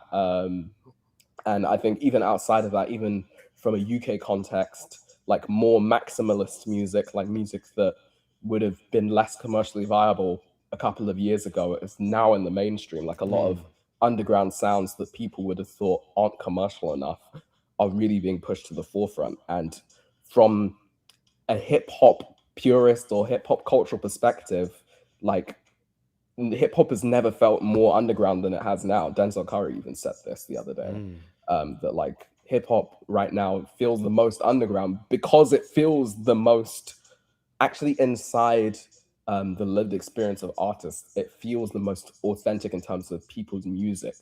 And so when Cole is talking about these things, I think that's why there's been such a mental, which is what you're saying is probably why I really love that Dave project. I was like, man, I was 100% blown away by that Dave project because it was so personal, and that's the same reason why I really enjoyed the King project. 2 different projects, right? But like still the same, getting at the same like personal writing. I was gonna say that Ray Vaughn too. Yeah, Ray Vaughn. Oh my god, the good, the bad, the dollar. It's the same personal writing. And yeah, I think personally, a lot of, as an artist, it's a lot of really artists processing the last couple of years. Like COVID did a number on people and nobody really processed it because we kind of moved on like it didn't happen. But a lot of artists are processing that now in their music, even now this far removed. And the battle also had an effect on this, but we've had like so many people have their most personal, even like Meek Mill, with that fantastic feature, whether it was the top of the year, end of last year, or single rather, like people have had some of their most thoughtful writing recently. Oh, you talking about that joint with oh god, what was the dude who I can't remember what it's called, but you know what I'm talking about. Oh my god, that song almost made me cry, dude. Yeah, but like I think even like if you think of like the Clips album, like I don't think 5 years ago you could get away with opening your album with like Birds Don't Sing. No, like, we are culturally in just such a different place where people are processing grief in public that like you can do that on an album and people are like, yeah, that makes sense because we've all gone through like a lot exactly. So we're all really like accepting of it and not like keep that to yourself. It's like, no, we've been dealing with the same things too. So now that you're, you know, open enough to speak about it on music and let me experience it with you and let me know I'm not alone, I think that's what people are really like gravitating to. Yeah, 100%. I think that's why Yeah, I think that's why Cole specifically has operated in this era kind of like, especially when he was doing his feature run, he never expected to actually be tangibly challenged on being the best, because at the time you had Kendrick with Mr. Morale and everybody thought he was going on a kumbaya peace route. Right. And so he never thought he would be challenged in any comparable way. But I think post this era where people are being much more honest in their art is really the reason why Cole hasn't gotten away with this press run this time around, because people just, their BS meter is higher because of the output from other artists. Man, you guys, thank you guys so much, man. Everybody for coming in and lending us your voices. Like I said, this is something that we want to do at least more often. It's been every week so far. I can't say that it's going to be every week, but man, just so many different voices. Thank you to everybody, man. Jules, JF, Emery, Midas, Miss Hummus, Stoopside. Bro, who am I forgetting? Ja, everybody who was on today, King Hammer, everybody who was on today, man. You guys just really knocked it out of the park. I just got to say thank you. Thank you. Thank you. All right, I'm going to close these guys out. I'm going to say my final remarks to you guys, man. But I appreciate you guys so much, and hopefully we'll see you guys again, all right? So appreciate you, crew. For sure, man. Bye, man. Thank you. Let me remove, and then I'll remove myself and close out of here. I'm leaving the studio. All right. Man, hold on. Let me get large screen.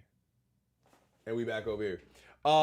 Listen, man, thank y'all so much for pulling up today, hanging out with us, man. Hopefully you had an opportunity to just share your opinion on hip hop in the comments. That's all this is about. This isn't about, you know, me talking and dominating the conversation. Is really about listening. And I get a chance to really listen and understand a lot of different perspectives on hip hop when I just shut my mouth. However you feel about this topic, however you feel about Cole, I'm glad that we got a chance to sit together and talk about it. That's all I got to say. My bad, crew, phone died. Oh no, you good. You good. I love you guys so much, man. You guys have a good rest of your weekend. I'll see you guys again on Monday. I might drop something tomorrow.